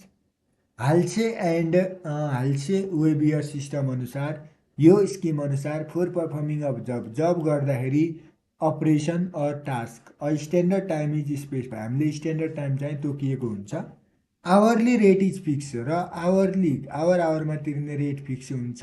And workers are guaranteed so that even if within the standard time specified job is not completed by them job चाहिँ तिनीहरूले complete नगरिएको हो भने guarantee time rate may be received by them तिनीहरूले guaranteed time rate receive गर्छन् भने the worker become entitle to bonus if he is in position to complete the job less than specified time period.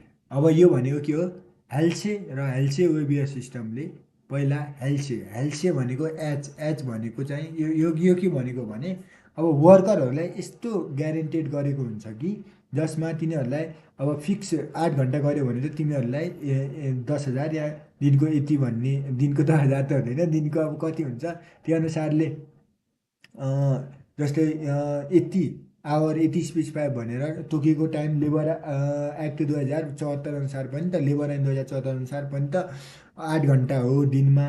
Okay हो 8 घन्टा हो भने चाहिँ अब त्यो 8 आवर चाहिँ काम गर्ने हुन् भने त्यसको फिक्स टाइम त फिक्स पेमेन्ट त हुन्छ होइन। तिनीहरूले चाहिँ अब काम छिटो गर्नको लागि या जब के अरू काम पऱ्यो भने चाहिँ अब काम छिटो सकुन् भनेर तिनीहरूलाई बोनस स्किममा दिन्छ त्यही हेल्सेले भन्छ। हेल्सेले के भन्छ एच भनेको half of time allowed upon time half of time allowed upon time save upon time allowed हो कि के यस्तै होला। Worker become entitled to bonus if it is positioned to complete job less than specified time. Okay, bonus being equal to his time wage of 50% of time saved.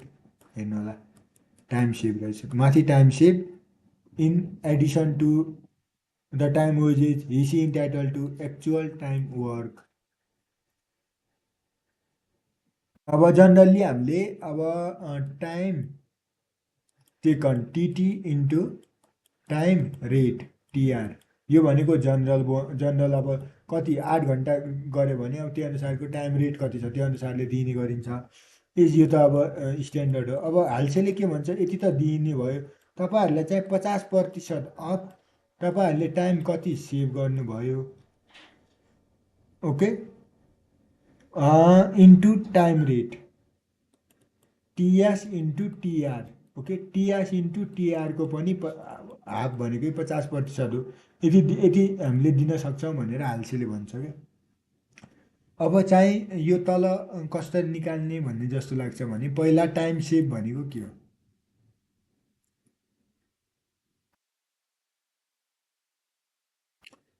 Time टेकनबाट time एलाउटेड गऱ्यो भने time save हुन्छ। Okay into time rate त छँदैछ। अब यो हालसेको formula हो के। Then after guys अब अर्को चाहिँ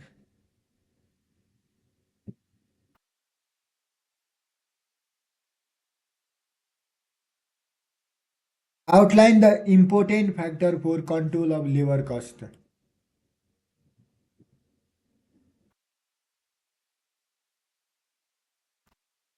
to exercise effective control over the labour कस्टको लागि इफेक्टिभ कन्ट्रोल गर्नु पऱ्यो भने the essential requisite is the efficient utilisation of labour and allies factor भन्छ।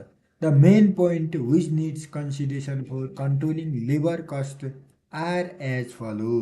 एक नम्बरमा assessment of manpower requirement, एक control over time keeping and time booking, दुई टाइम एन्ड मोसन स्टडी, तिन control over time idea time र over time भन्छ र control over level turnover भनेर, त्यसै गरी वेज सिस्टम र इन्सेन्टिभ सिस्टम र जब इभ्यालुएसन र मेरिट रेटिङ अनि लेबर प्रोडक्टिभिटी भनेर भन्छ। यी मेन कुराहरू भनेको कन्ट्रोल अफ लेबर कस्ट गर्दाखेरि यो कुराहरू मध्यनजर गर्नुपर्ने हुन्छ।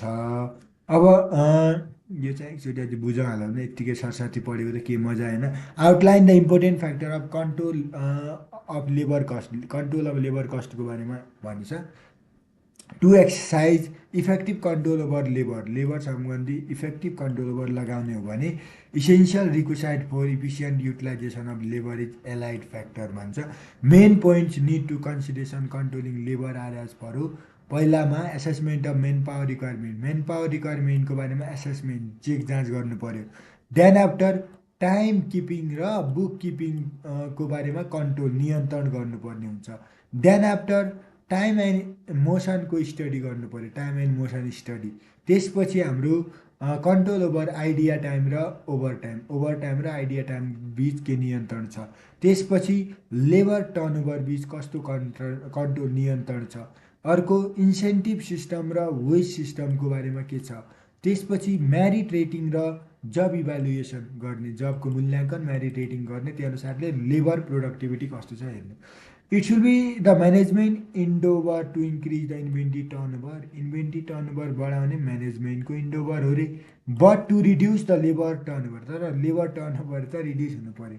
जस्तै पनि लेबर टर्नओभर भनेको कुनै ठाउँबाट छिटोभन्दा छिटो व्यक्तिहरू गइरहेछन् भने अभियसली नेगेटिभ इम्प्याक्ट जान्छ यसमा, किनकि होइन योले अब के नराम्रो पो गरिरहेछ कि भने जस्तै हुने भयो नि त। त्यो भएर लेबर टर्नओभर भनेको मान्छेको यताउति छिटो जानु भनेको नराम्रो हो रे। Expand the illustrate idea contain in this statement, यो स्टेटमेन्टमा चाहिँ आइडियाहरू लाई एक्सपान्ड गर भन्छ। इन्भेन्ट्री टर्नओभरको बारेमा यो छ। Okay, inventory turnover, labour turnover, efficiency of high inventory turnover र लो लेबर टर्नओभर भन्छ। एकमा छ इन्भेन्ट्री टर्नओभर, इन्भेन्ट्री टर्नओभरको बारेमा यो छ। इन्भेन्ट्री टर्नओभरको बारेमा यो छ, लेबर टर्नओभरको बारेमा पनि छ यहाँ। ओके, अब हेर्नु होला इन्भेन्ट्री टर्नओभर। इन्भेन्ट्री टर्नओभर भनेको के हो भने material consume divided by average inventory, त फर्मुला हो, त्यसलाई नै रेसियो हो भनेर लेख्नु पर्यो। इट इज द रेसियो, अनुपात हो, value of the material consume, मेटेरियल कति कन्ज्युम गर्यो during the period to the average value of inventory, इन्भेन्ट्रीको एभरेज भ्याल्युले डिभाइड गर्यो held during the period. High inventory turnover indicate fast movement of stock, high inventory turnover भनेको स्टकको एकदमै fast मुभमेन्टलाई जनाउँछ।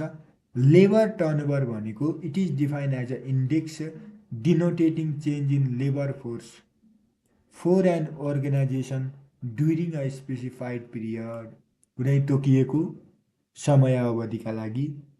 अब यसलाई हामीले इन्डेक्स हो जुन डिनोटिङ लेबर फोर्सहरू अर्गनाइजेसनमा गरिने गर्छ। Labour turnover in excess of normal rate is termed as high or low or below as it is low turnover भनेर भन्छ labour turnover. Effect of high inventory turnover र लो के अरे labour turnover, high inventory turnover र labour टर्नओभरको के प्रभाव पार्छ त। यदि high inventory turnover reduce the investment of fund, okay, in the inventory, इन्भेन्ट्रीमा अब फन्ड लगानी गर्ने फन्डहरूको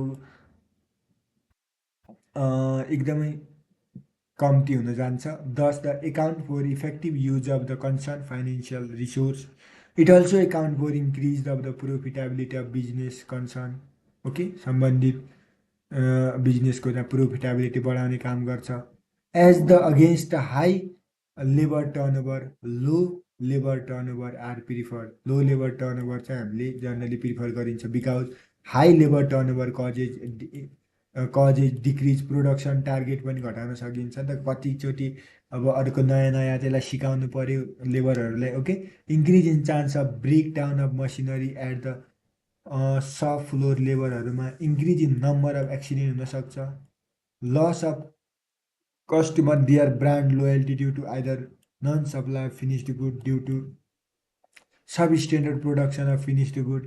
increase in cost of selection, त्यसै गरी रिक्रुटमेन्ट ट्रेनिङहरू, इन्क्रिज इन वेजेस सबै अब जस्तै रिक्रुटमेन्ट भनेको भ्याकेन्सी खोल्दाखेरि टाइम जाने भयो, पैसा जाने भयो, सेलेक्सन गर्नेको कस्ट बढ्ने भयो, ट्रेनिङ दिनु पर्यो, increase in material wastage, tool breakage हुनसक्छ। All the above listed effect of high labour turnover account for increase in cost of production process and service okay.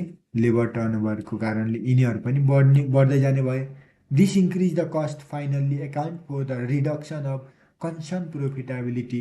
It is necessary to keep labour turnover, जहिले पनि labour turnover कमसे कममा राख्नुपर्ने हुन्छ।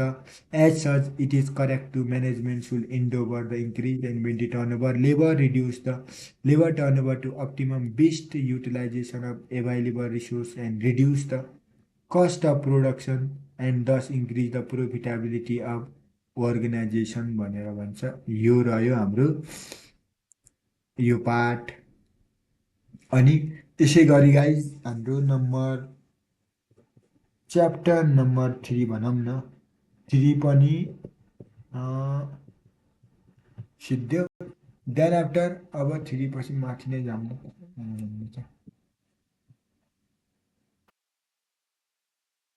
Labour पनि सिद्धियो, अनि material पनि सिद्धियो, अनि बेसिकवाला पनि सिद्धियो। अब ओभरहेड हेरौँ। ओभरहेडको लागि पनि अब जनरली 2013 एलोकेसन र एपोर्समेन्ट अफ ओभरहेड। अब यो हेरौँ न त जति सालमा आयो भने धेरैचोटि आएको छ, त्यो भएर यो इम्पोर्टेन्ट पनि छ। एलोकेसन र एपोर्सनमेन्ट। एलोकेसन भनेको बाँडफाँड, एपोर्सनमेन्ट भनेको के हो त? एलोकेसन र एपोर्सनमेन्ट।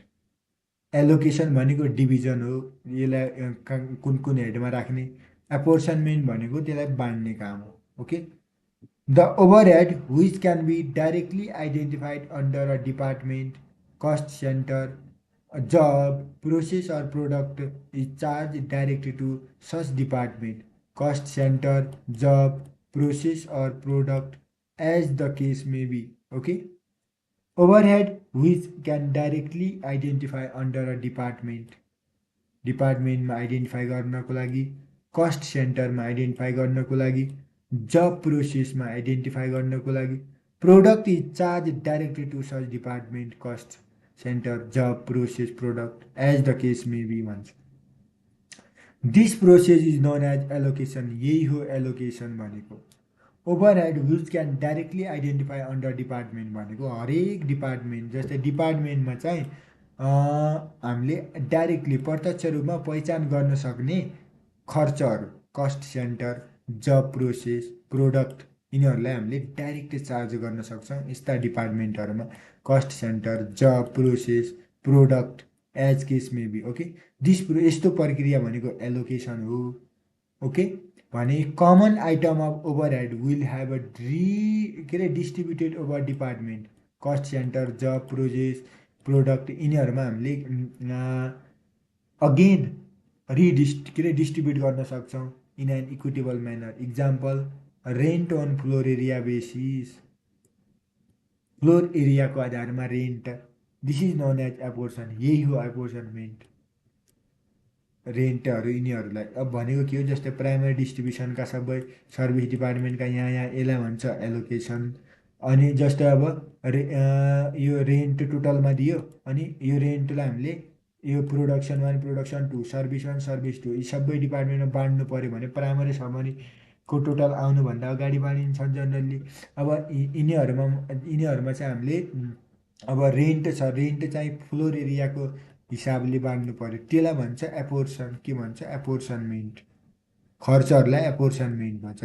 General principle of apportionment. Apportionment भनेको सर्भिस रेन्डर अर्थात् सर्भिस युज बेसिसमा गरिन्छ, सर्वे बेसिसमा गरिन्छ, एबिलिटी टु पे बेसिसमा गरिन्छ ओके मसिन आवर यिनीहरू छन् त। जस्तै apportionment of overhead basis have been develop example electricity चाहिँ किलो केएसडब्लु किलो आवर हो कि के हो यो बेसिसमा दिन सकिन्छ भन्छ। अब यो अर्को अल्टरनेटिभ आन्सर यस्तो पनि हुँदो रहेछ।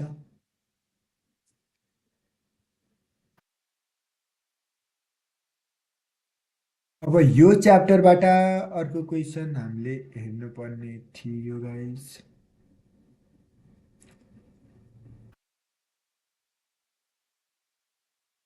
ब्ल्याङ्केट रेट पनि हेरिहालौँ न। Blanket overhead recovery rate भन्छ, नामै ब्ल्याङ्केट छ।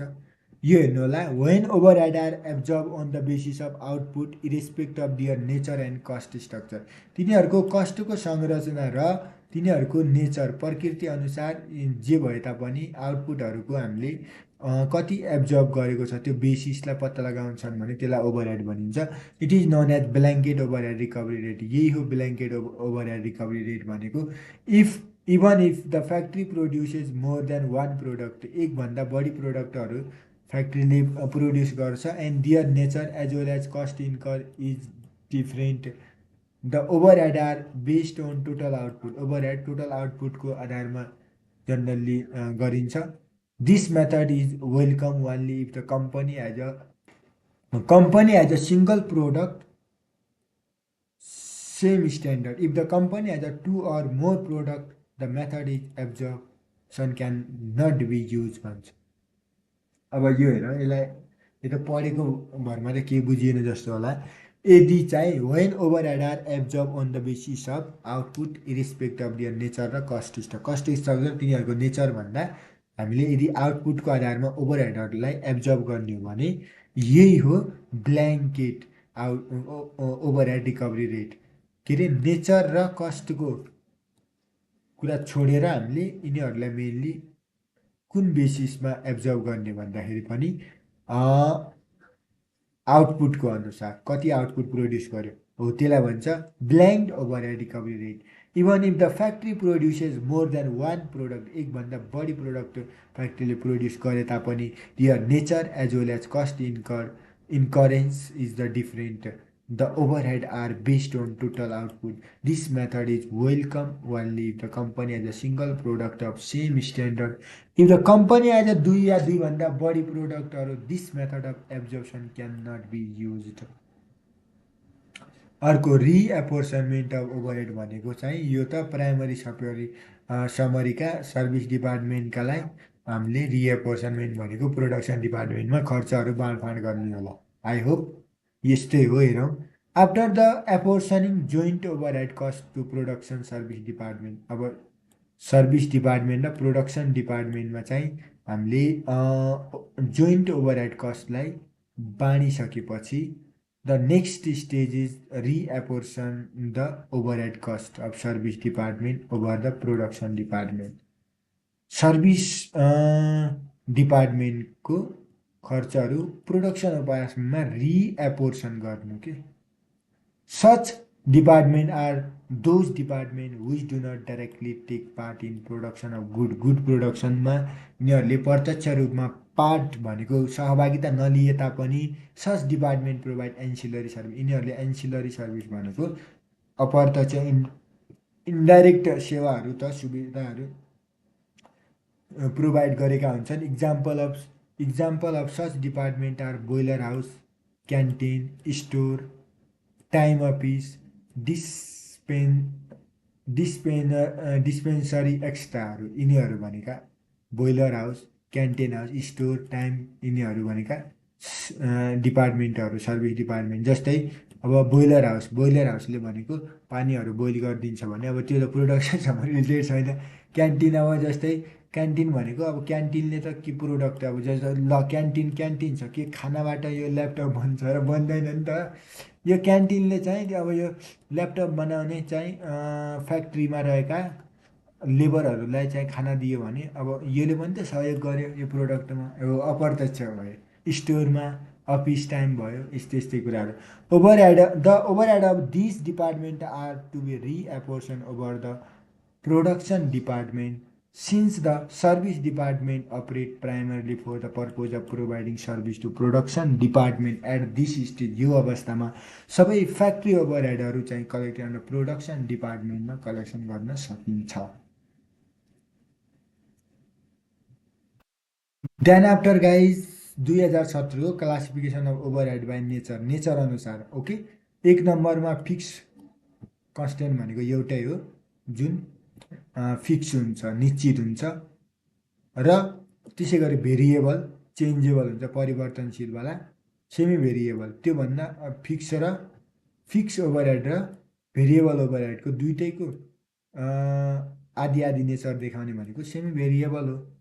फिक्स कस्टेन्ट भनेको यस्ता खर्चहरू जो चाहिँ हाम्रो भोल्युम अफ एक्टिभिटी भनेको 20वटा ल्यापटप बनायो भने पनि उति नै लाग्छ, 40वटा ल्यापटप बनायो भने पनि उति नै लाग्छ। जस्तै घरको रेन्ट, घरको छोडिदिउँ, त्यो अब त्यो ल्यापटप बनाउने फ्याक्ट्रीको रेन्ट त त्यो ठुलो एउटै कोठा छ, त्यसमा 20 बनाए पनि 10,000 दिनु पर्ला, जति बनाए पनि त्यति नै दिनुपर्छ, त्यसलाई फिक्स कस्ट भन्छ। जस्तै these expenses are not affected by any variation in volume of activity. अब एक्टिभिटीको भोल्युम कति छ त्यसमा केही पनि फरक पर्दैन। Example managerial remuneration, rent.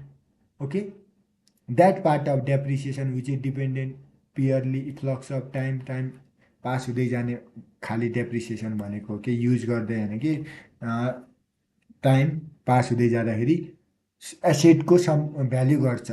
Fix अर्थात् constant expenses remains same from time to time another except when delivery greatly change on the के अरे increment basis granted to staff, additional staff being engage. Variable, अब variable भन्छ expenses that change in proportion of to change in volume of activity. Volume of activity सँगसँगै यिनीहरूले चाहिँ mainly एक्सपेन्सेसहरू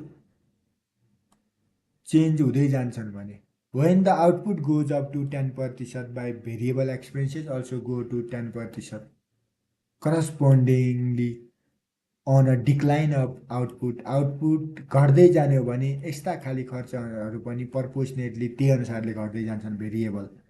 जस्तै power consume भने variable हो कि होइन, यो भनेको के हो भने आउटपुट 10ले गयो भने भेरिएबल एक्सपेन्सेस पनि 10ले जान्छ। भेरिएबल भनेको 20वटा ल्यापटप बनायो भने त्यही 40वटा बनायो ल्यापटप बनाउनु र 20वटा ल्यापटप बनायो भने फिक्स कस्ट फिक्स हुन्छ। तर भेरिएबल कस्ट भनेको जस्तै 20 ल्यापटप बनायो भने र 40 बनायो भने 20 दुना डबल बनाए पनि जतिले डबल बनाए त्यति नै खर्च लाग्छ। जस्तै अब यो भनेको भेरिएबल एक्सपेन्सेस भनेको मेटेरियल किन्नु पऱ्यो भने यो पनि भेरिएबल भयो। जस्तै यो ल्यापटप बनाउनुको लागि 10 ल्यापटप बनाउनुको लागि कति मेटेरियल चाहिएला, 20-22वटा बोरा चाहिएला कि नचाहिएला, कट्टा बोरा के भन्छ होइन। अब 40 बनाउँदाखेरि 40 चाहिएला नि त, त्यही हो। ओके, जस्तै पावर कन्ज्युम हेर, कन्ज्युमेबल स्टोर, रिपेयर मेन्टेनेन्स, अब धेरै मसिन छन् धेरै रिपेयर मेन्टेनेन्स खर्च लाग्ने भयो। डेप्रिसिएसन पनि एमाउन्ट अफ वेयर टियरवाला okay are dependent to use of asset. यो हेर्नु होला, डेप्रिसिएसन चाहिँ दुईवटा रोल खेल्छ। हामी सामान्यतः डेप्रिसिएसन फिक्स कस्ट भन्छौँ, but completely it will be create the negative sense here guys.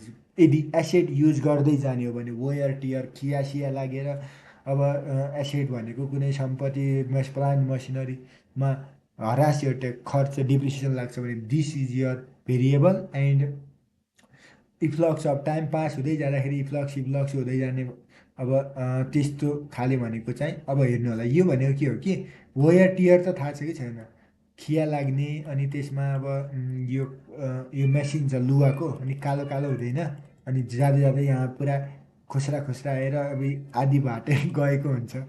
Okay, खिया लागेको हो त्यो भनेको जति युज गर्यो, जस्तो धेरै युज गरिरहेको छ यो मसिन भनेको बढी सकिने भयो नि त हो, त्यो भनेको त भेरिएबलवाला डेप्रिसिएसन हो होइन। अब जस्तै टाइमको efflux of time purely depend efflux of time. Okay, depreciation भनेको टाइम जाँदै गर्दाखेरि फिक्स, अब एक वर्षमा पनि त्यही, अर्को वर्षमा पनि त्यही, त्यो भनेको फिक्स नेचरको। Variable expense are generally constant per unit हो। यो चाहिँ हेर्नु होला, फिक्स कस्ट भनेको चाहिँ टोटलमा फिक्स हो, पर युनिट चाहिँ फरक हुन जान्छ। ओके। र भेरिएबल कस्ट चाहिँ पर युनिटमा चाहिँ फिक्स हुन्छ। यो कन्स्टेन्ट भनेको फिक्स हुन्छ। एक्टिभिटी आउटपुट जे भयो तपाईँ suppose variable expenses amounting 10,000 for production of 2,000 unit बनाउनको लागि 10,000 चाहिँ भेरिएबल एक्सपेन्सेस छ भने एउटा युनिटको 5 हुन्छ। वेन आउटपुट गोज 22,000 गयो भने इन्क्रिज 10%। भेरिएबल एक्सपेन्सेस भनेको हेर्नु होला 10,000 थियो पहिला, अब 11,000 छ। ओके, द्याट इज 10,000मा 10% भनेको त 11,000 युनिट। र cost per unit will be same. Again cost per unit same हुन्छ। ओके, कस्ट पर युनिट 5 कसरी आउला कसरी आउला भने 11,000 छ भने युनिट पनि त अब त्यो अनुसारले बढ्छ 22,000। अरे 11,000 ओपन 22,000 गर त 2200 गर त 20ले 20 काट्यो 110 ओपन 22। अब हेर्नु होला 22 पन्जे 110 त आउँछ, 5 नै आउँछ। त्यो भएर पर युनिट 5 नै आउँछ। सेमी भेरिएबल भन्छ आदि। अब यो त दुइटैको मिक्स टाइपको हो। अब expenses that either do not charge when there is small change in level of activity but change whenever there is slightly big change and change in small step भन्छ। बीमा छ change in same direction as change in level of activity but not in same proportion. के भन्छ एकचोटि यसलाई बुझ्नुपर्ने हुन्छ। यस्ता एक्सपेन्सेसहरू जो do not change when there is small change in level of output. अब थोरै लेभल अफ आउटपुट बढाइदियो भने केही पनि चेन्ज हुँदैन, बट तर धेरै गऱ्यो भने अलि बढी। भेरिएबल चाहिँ जति आउटपुट बढायो त्यति नै बढ्थ्यो। अब यो दुइटै नेचर गरेकै गरेन हेर्नु होला। जस्तै अब 200 युनिटमा 205 युनिट बनायो, 5 युनिटले बढायो भने चाहिँ केही पनि हुँदैन अरे, फिक्स नै हुन्छ खर्च होइन। अब 220 होइन 250 युनिट बनाइदियो बढायो भने स्लाइटली बढ्छ भनेको के केही मात्रामा हो। त्यो अब केही मात्रामा बढ्यो भने अलि बढ्दै गऱ्यो भने भेरिएबलको नेचर देखायो। अब थोरै युनिट चेन्ज गर्दाखेरि लेभल अफ एक्टिभ भनेको थोरै भोल्युम या युनिट चेन्ज गर्दाखेरि चाहिँ अब केही मात्रामा चेन्ज भयो भने then after this is called fix. दुइटै नेचर देखाए so it is called semi variable. Semi final match भने जस्तै। ओके, बीमा हेर्नु होला change in the same direction as change in level of activity but not in same proportion.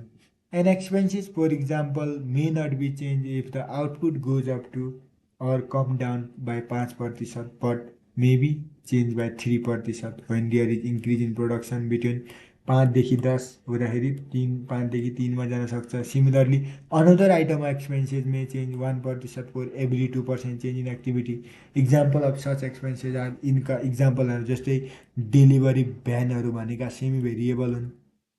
Telephone चार्जहरू भनेका पनि सेम भेरिएबल हुन्। जस्तै अब टेलिफोन चार्ज थोरै 20को थोरै मिनट गर्दाखेरि कतिखेर कमै रुपियाँ काट्ला त धेरै मिनट गऱ्यो भने 2 मिनट गऱ्यो भने पनि 5 मिनट गऱ्यो कम छ भने सिधै 1-2 घन्टा गऱ्यो भने त अलिक बढ्छ भनेको हो कि। Depreciation as a whole in भनेका सेमी भेरिएबल।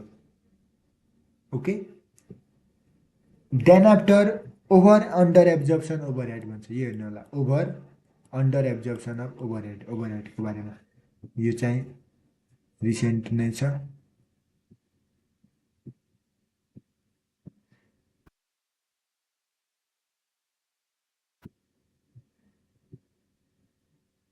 त्यसपछि क्वेसन नम्बर 26 ओभरहेडबाट पनि टन्नै सोधेछ हो थ्योरी त। अनि यो छ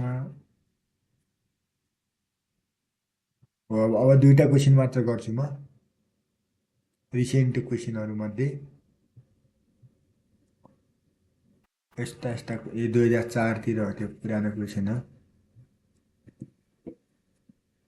अब ओभर र अन्डर एब्जर्प्सन अफ ओभरहेड बुझौँ। When company use standard costing, यदि स्ट्यान्डर्ड कस्टिङ कम्पनीले युज गरिरह्यो भने it derive a standard amount of overhead. त्यसले चाहिँ स्ट्यान्डर्ड एमाउन्ट अफ ओभरहेड पनि प्राप्त गर्न जान्छ।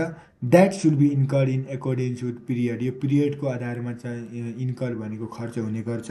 And apply this standard amount to overhead to cost object भन्छ। If the actual amount of overhead turn out to different from standard amount of overhead. यदि standard amount of overhead भन्दा actual amount of overhead चाहिँ फरक आयो भने then overhead is said to be either under absorb or over absorb भन्छ। भनेको त्यही त हो। जस्तै स्ट्यान्डर्ड कति छ त्योभन्दा अब स्ट्यान्डर्ड भन्दा चाहिँ एक्चुअलमा फरक आयो भने चाहिँ अब ओभर भयो कि अन्डर भयो भन्ने कुराहरू यतिसम्मले भन्यो। If the overhead is under absorb, कहिले अन्डर एब्जर्ब भएको मानिन्छ त overhead. This means more actual overhead cost were incurred than expenses. This means that more actual overhead cost भन्छ, more actual overhead cost were incurred than expected. सोचेको भन्दा बढी overhead cost incurred भयो भने with difference being charge to PNL एक्सपेन्सेसको रूपमा पठाउने। This usually means the recognition of expenses accelerated into current period so that amount of profit recognize decline. If the overhead under absorb, अब under absorb कहिले मानिन्छ भने this means fewer actual overhead cost incurred that expected. सोचेको भन्दा चाहिँ कम भइदियो भने अन्डर एब्जर्ब भइदियो। So more cost is applied to cost object when dear were actually incurred. This means recognition of expenses is reduced in current period which increase profit, जसले profit चाहिँ बढाउँछ, मुनाफा बढाउँछ।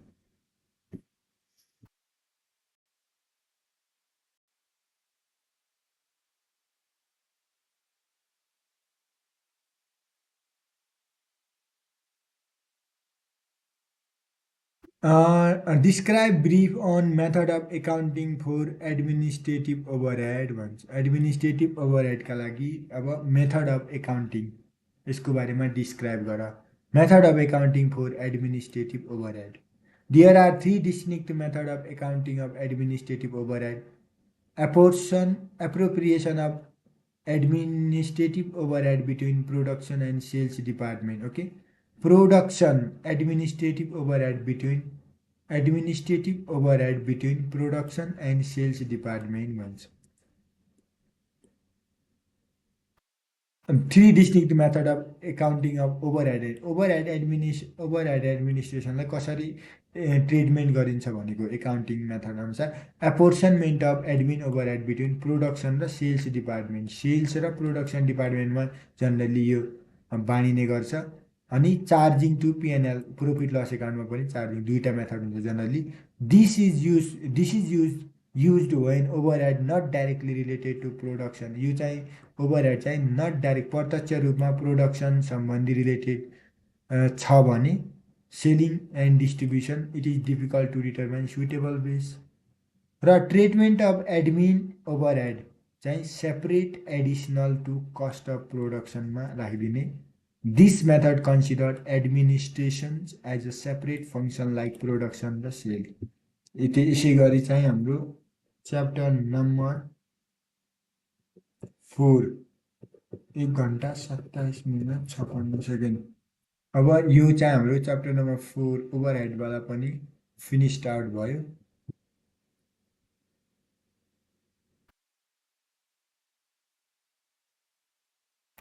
अब जब एन्ड ब्याच कस्टिङ छ 5। Job and batch costing भन्छ। अब job and batch कस्टिङको बारेमा हेर्नु होला। 2008-2013 जब कस्टिङ र ब्याच कस्टिङ भनेको के हो भनेर भन्छ। जब कस्टिङ र प्रोसेस कस्टिङ। अब जब कस्टिङ त यहाँको यहाँ सेम हुने भयो।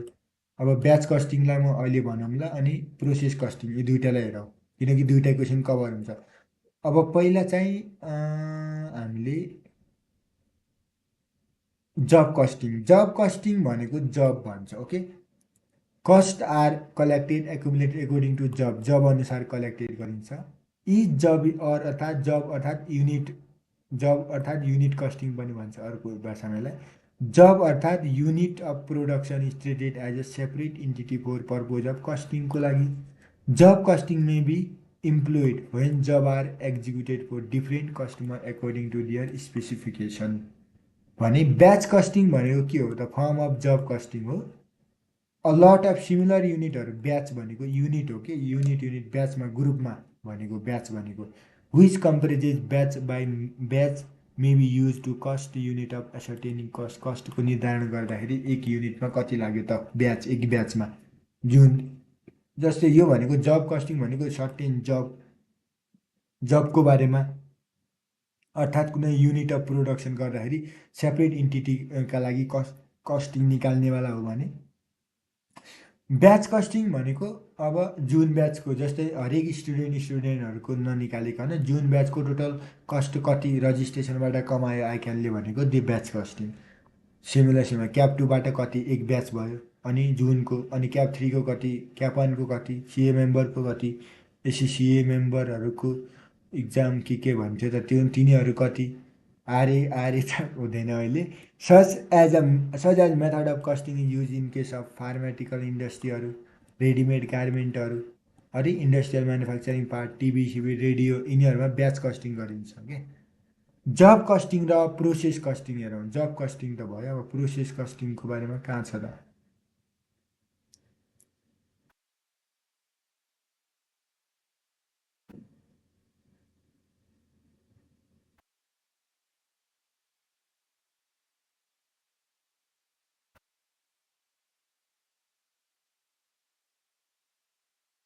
अब यो प्रोसेस कस्टिङको बेला यहाँबाट हेरौँ माथिको जबकै बारेमा होला प्रोसेस कस्टिङ भन्छ अब process costing system related to situation where masses of identical unit अर्थात् batch are produce thus making unnecessary assign cost to individual unit or batch of output instead average cost per unit of batch or output is calculated by dividing total cost to product अर्थात् unit के are service of period by the number of unit batches of output period हो एभरेजमा निकालिन्छ भने त्यसलाई भन्छ process cost total number of cost कति छ टोटल नम्बर अफ युनिटले गऱ्यो भने त आइहाल्यो process cost per unit okay direct कस्टहरू फ्याक्ट्री ओभरहेडहरू यस्ता कस्टहरूलाई जनरली प्रोसेस्ड गरिन्छ वेन द युनिट कम्प्लिट भइसकेपछि अब यिनीहरूलाई फिनिस गुडमा डब्लुआइबीबाट फिनिस गुडमा पठाउनु पऱ्यो एभरेज युनिट कस्ट आउने भयो हो त्यतिखेर चाहिँ finished good stock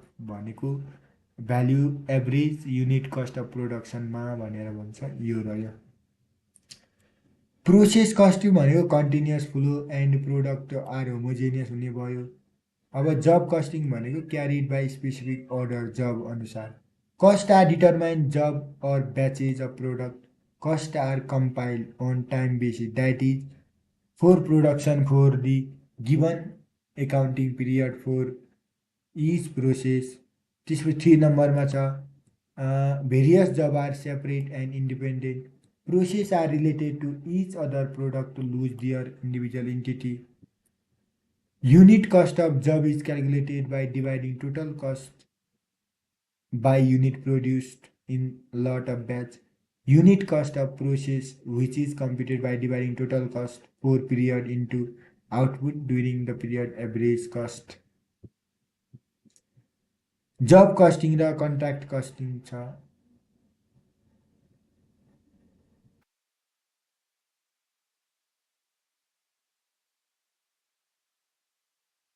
what is job costing in which type of industry suitable पुरानो क्वेसन रहेछ खास जब कस्ट कार्ड यस्तो हुँदो रहेछ जब अर्डर नम्बर यति बायर पर्चेज अर्डर यति अनि यो के आदि काटेछ यता त त्यसपछि डिपार्टमेन्टको यस्तो यस्तो हुँदो रहेछ यो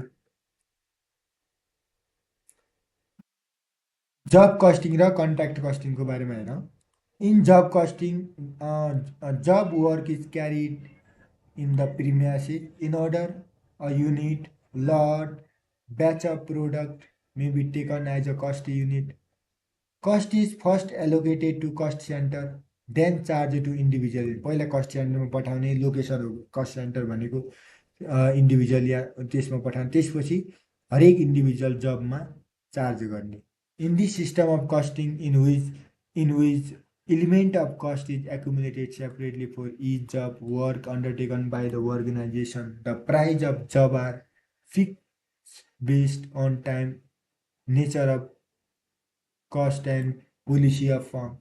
In contract costing, contract work is carried on at site. Okay, each contract is cost unit. Most of the expenses are of direct nature and directly charged to respective contract account. By only general overhead and head office expenses are apportioned to individual contracts. Pricing is generally through binding external factors measure influence the fixing the offer price भनेर भन्छ. Optimum batch quantity भनेको के हो त? अब optimum batch quantity, okay? In batch costing, most important point determination of optimum अर्थात् EOQ, economic batch quantity. In order to optimum batch quantity, it involves two types of cost, setup cost, preparation cost र carrying cost. भनेको त्यो EOQ हो तर त्यसलाई अर्कै भाषामा to यसको फर्मुला पनि म भनिदिन्छु अहिले. यसको फर्मुला पनि जस्तै इकोनोमिक ब्याच ओबिक्यू भनेको optimum batch quantity, economic batch quantity. Optimal भनेको त इकोनोमिक हो, ब्याच क्वान्टिटी भनेको अर्थात् यसलाई इबिक्यू पनि भन्छ भनेको square root two square two त सी भयो अनि ए यस यहाँ यानि कि कुनैले टी पनि भन्छ, जे पनि अब सङ्केत गर्न सक्यो. अब खास मिनिङ बुझ्नु पर्यो. जनरली चाहिँ यो कसरी गरिन्छ भने सेटअप कस्ट, यस भनेको मैले सेटअप कस्ट भनेको हो, जुन यसलाई ट्रान्जेक्सन कस्ट भनेर पनि भन्छ धेरै बुकमा, तर सेटअप कस्ट भनेको पनि एस हो, टु एएस ओपन सी. अब preparation cost and carrying cost, यो भनेको क्यारिङ कस्ट सी. ए भनेको त एनुअल डिमान्डमेन्ट भइहाल्छ ब्याच क्वान्टिटी ल्याउँदाखेरि. With increase in each batch size, there is increase in carrying cost, but setup cost per unit of product is reduced. This situation is reversed when batch is reduced. Thus, there is one particular batch size which both the setup and carrying cost are minimum. Com say com setup cost र भनेको ordering cost र carrying cost minimum भने जस्तै यहाँ setup cost र carrying cost minimum हुन्छ भने त्यसलाई इकोनोमिक ब्याच क्वान्टिटी भन्छ. अब there is one particular batch for size of both the setup and carrying cost are minimum. The size is known as economic अर्थात् optimal batch quantity.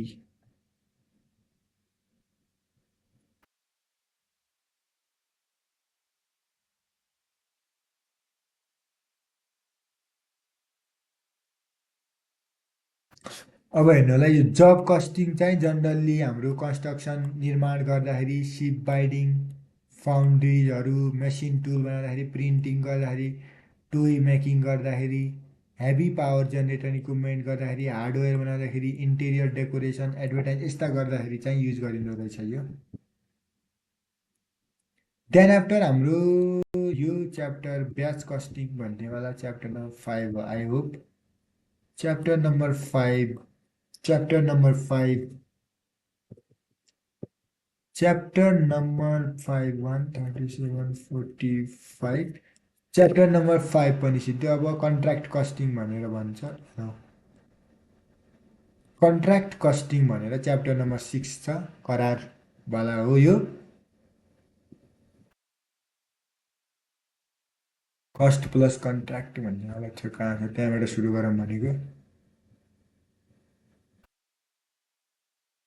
यो चाहिँ एकदम सही छैन होला. Explain the escalation and de-escalation clause in context of contract costing. Escalation clause जहिले पनि हुन्छ, त्यो भएर च्याप्टर नम्बर 6 रह्यो यो. Escalation clause is often provided to long term contract. Escalation clause भनेको लङ टर्म लामो समयका करारहरूमा युज गरिन्छ. Under which the entitled contract price is subject to enhance the likely to increase the price or utility of material or labor. Okay, following are the circumstances when safeguard provided to contract that contract price will suitably enhance. एक नम्बरमा when market price of material use, यदि material को market price मा use गरिएको छ भने contract work are anticipated to increase beyond the limit in future. एक when quantity of material used for contract is anticipated to be more than estimated quantity due to nature of contract को nature के छ, and correct estimate was not possible unless work has been sufficiently progressed. It may also due to availability of inferior grade of raw material, resulting in more scrap and spoilage ones. When the labor rate are anticipated, यदि labor rate anticipate भयो भने to increase अर्थात् where labor usage cannot be correctly estimate on account of nature of contract loan. Thus, escalation clause means the safeguard to interest of the contractor. Contractor को इन्ट्रेस्टमा safeguard गर्ने काम गर्छ against unforeseen rise in cost cost चाहिँ अब नसुच्यो भन्दा पनि नबढोस् भन्ने हिसाबले सेफगार्डको हिसाबले स्केलेजन क्लजहरू राखेको हुन्छ there may be de-escalation clause अर्थात् reverse clause provide future decrease in प्राइजमा फ्युचरमा अब प्राइज घट्ने अवस्था जस्तो छ भने त्यतिखेर डिस्केलेजन अर्थात् रिजर्भ क्लज पनि राखिन्छ so benefit may be passes to contract अब यो भनेको के भन्दा एकचोटि हेरौँ स्केलेजन क्लज भनेको लङ टर्म कन्ट्र्याक्टमा युज गरिन्छ जुन कन्ट्र्याक्टलाई समाधान सेटल गर्नुपर्ने छ दुईवटा पार्टी बिच जसको कारणले चाहिँ हाम्रो प्राइज अर्थात् युटिलिटी मेटेरियल लेबरहरू युज गर्नको लागि उपभोग गरेर हाम्रो प्राइज चाहिँ बढ्न या बढ्नबाट हामीले रोक्न सक्ने भनेको स्केलेजन क्लज हो तल दिएका सर्कमस्टान्सेस नतिजाहरू जो हामीलाई सेफगार्ड गर्छ कन्ट्र्याक्टरहरूलाई कन्ट्र्याक्ट प्राइस को बारेमा यदि market price of material is use for the contract work are anticipate to increase beyond the limit of future छ त्योभन्दा बढी बढ्न जान्छ भने यदि quantity of material use to contract is anticipated more than estimated quantity due to nature of contract correct estimate was not possible unless the work has been sufficiently progressed. It may also due to availability of inferior grade of raw material in a more scrap and spoilage bhancha. When labor rate are anticipated to increase अर्थात् where labor usage cannot be correctly estimated the account of nature of contract bhancha. Thus escalation clause is mean for safeguard and interest of contractor against unforeseen rise in cost भन्छ okay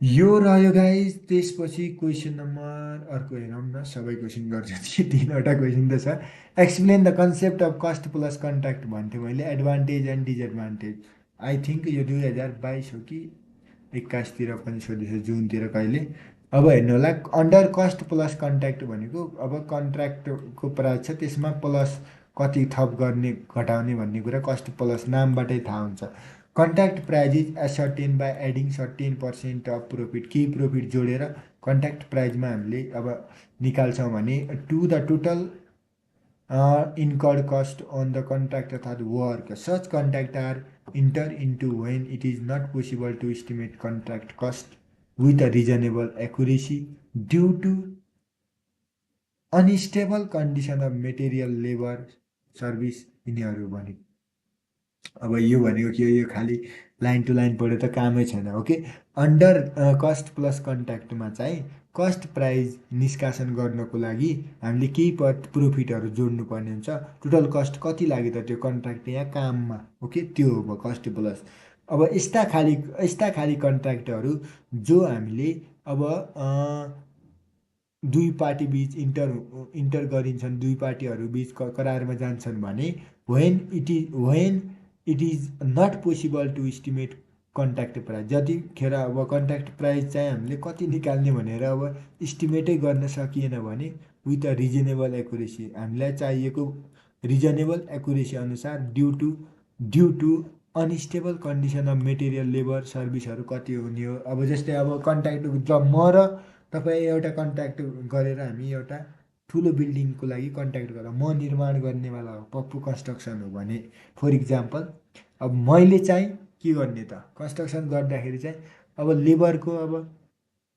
कति हुने हो र service provide गरेको material कतिको लागि त्यो खर्चको बारेमा केही फिक्स छैन भने चाहिँ त्यतिखेर रिजनेबल एकुरेसी र कस्ट प्लस कन्ट्र्याक्ट मेथडले चाहिँ सहयोग गर्छ एडभान्टेज के हुन्छ डिसएडभान्टेज के हो हेर्नु होला फाइदाहरू भनेका the contractor is easier of fix percentage of profit fix profit कति राख्ने भनेर कन्ट्र्याक्टर छ नि त्यो त अब एस्योर छ, पुरै यसको बारेमा जानकारी छ। There is no risk of incurring any loss in on the contract, कन्ट्र्याक्टमा अब लस हुने सम्भावना चाहिँ छैन किनकि प्रोफिट जोडेर कन्ट्र्याक्ट करार गरेका छन् भने। It is useful specially when work is done not definitely fixed at the time making of estimate. Contractee भनेको जो व्यक्तिले पैसा तिर्नेवाला छ। Contractee can insure himself about cost of contract, cost of कन्ट्र्याक्ट्सको बारेमा ऊ इन्स्योर हुन्छ। He is empowered to examine books and document, कन्ट्र्याक्टरको बुकलाई पनि इक्जामिन गर्नु पनि पाउँदो रहेछ त। अब डिसएडभान्टेज भन्छ, contractor may not have any inducement to avoid wastage, effect economy in production to reduce the cost भनेर भन्यो। अब यो त रह्यो sub contracting expenses and statement in cost account भनेर भन्छ। Sub contracting is a outstanding part of job, कुनै जबको आउटस्ट्यान्डिङ पार्ट भनेको सब कन्ट्र्याक्टिङ हो, अर्थात् कन्ट्र्याक्टको to a person by the contractor. Such handling over may be required due to different reason like special nature of job, meeting time deadline, limitation is available labor hour, machine facility, cost associated with such contracting is termed as subcontracted cost. Subcontract cost are charged direct expenses in its cost account। अब यो पढेकोले त के बुझिएन जस्तो भने सब contracting expenses भनेका के हुन् र यसको एकाउन्टमा कसरी, कस्ट एकाउन्टमा कसरी ट्रिटमेन्ट गरिन्छ त। Sub contracting is a outsource a part of job, अर्थात् कन्ट्र्याक्ट कुनै जब या कन्ट्र्याक्टको अब पार्ट हो, त्यो भएर त सब छ, सब भनेको त्यसको केही पार्ट हो नि त, आदि अंशहरू के। ओके, कुनै पर्सनले चाहिँ अब कन्ट्र्याक्टरसँग गरेको केही पार्टहरू लिएर, जस्तै यो ठुलो कन्ट्र्याक्टर छ, यहाँको यति पार्ट म गर्छु भनेर अर्को कन्ट्र्याक्टर आयो भने त्यसलाई सब कन्ट्र्याक्ट भन्छ क्या। जस्तै such handling over required due to different reason like special nature of job, जबको चाहिँ एकदमै अर्कै नेचरको छ भने अब अर्को कन्ट्र्याक्टरलाई पनि त लगाउन सकियो। मिटिङ टाइम डेडलाइन, अब टाइम डेडलाइन सकिँदैछ भने जसरी पनि अब काम सकिहाल्नु पऱ्यो भने अरू कन्ट्र्याक्टरलाई लाग्यो भने त्यस्तोलाई सब कन्ट्र्याक्टिङ एक्सपेन्सेस भनिरहेछ कि। Limitation in available labour our र मसिन आवर यति मात्र लगाऊ भनेर भन्यो भने त्यतिखेर पनि त अब पुरै काम गर्नु पऱ्यो, अनि आदि काम गर्नुको आदि अर्को व्यक्तिलाई लगाइदिने। Cost associated with such subcontract is termed as subcontracting cost, त्यो सब कन्ट्र्याक्टिङ गर्दाखेरि लागेको खर्च भनेको, लागत भनेको सब कन्ट्र्याक्टिङ कस्ट हो। यस्ता कस्टहरू चाहिँ हामीले डाइरेक्ट एक्सपेन्सेसको रूपमा कस्ट एकाउन्टमा ट्रिटमेन्ट गर्नुपर्ने हुन्छ। इन्कम्प्लिट कन्ट्र्याक्टको लागि प्रोफिट, यो पनि न्युमेरिकलमा कस्ट प्लस कन्ट्र्याक्ट त अहिले भइहाल्यो। स्केलेजन क्लज पनि पहिला अब हेर्नु होला, स्केलेजन क्लज हेरौँ न। स्केलेजन क्लज भनेको के हो त, यो हो, this clause stipulate in case of price of material and labour specifying contract, कन्ट्र्याक्टमा चाहिँ लेबर र मेटेरियलको प्राइस स्पेसिफाई तोकिएको छ भने, okay, increase beyond the specified limit during the execution of contract, contract गर्दाखेरि एक्जिक्युसन भनेको करार हो त यो त थाहा छ, एक्जिक्युसन भनेको गर्दै गर्दाखेरि चाहिँ अब beyond, increase beyond the specified time limit, तोकिएको समय अवधिभन्दा बढी खर्च यानि कि बढी प्राइस मेटेरियल लेभलको स्पेसिफाई गरिन्छ भने देन त्यति जति बढेछ त्यो increase over the above and limit will be borne by contractor र कन्ट्र्याक्टी इन एग्रिड रेसियो भन्छ। हेर्नु होला, स्केलेजन क्लज भनेको यस्तो क्लज हो जसले चाहिँ मेटेरियल र लेबरको प्राइस यदि कन्ट्र्याक्टमा चाहिँ अब तोकिएको टाइम, ओके, तोकिएको लिमिट भनौँ न, तोकिएको कति पैसाको करार भयो त, त्यो अब तोकिएको प्राइस अफ मेटेरियल लेबलहरू हुन्छ नि त, अब कहीँबाट किन्दाखेरि कन्ट्र्याक्टरले त अब लेबरहरू लगाउला प्राइस अनि लेबर र मेटेरियलहरू किन्दाखेरि चाहिँ अब लगाउला भने यति लिमिट भनेर तोकिएको लिमिट होला। त्यो लिमिटभन्दा बढी हुन गयो बियोन्ड इन्क्रिज, त्योभन्दा बढी हुन गयो भने कहिले भन्दाखेरि करार गर्दै गर्दाखेरि काम गर्दै गर्दाखेरि अब जति त्यो इन्क्रिज भयो नि हो लिमिटभन्दा, त्यो इन्क्रिज भएको मात्रा कन्ट्र्याक्टर र कन्ट्र्याक्टी दुइटैले एग्रिड सहमति भएको रेसियोमा बाँडफाँड गर्नुपर्छ। Such an increase is calculated on the basis of price prevailing in the time of signing contract. Contract गर्दाखेरि अब दुईजना मिलेर त साइन गर्ने होला हो, त्यो साइन गर्दाखेरि प्राइस प्रिभेलिङ त्यो अनुसारले हामीले क्यालकुलेट गर्नुपर्ने हुन्छ। And increase should have be taken place during the execution of contract.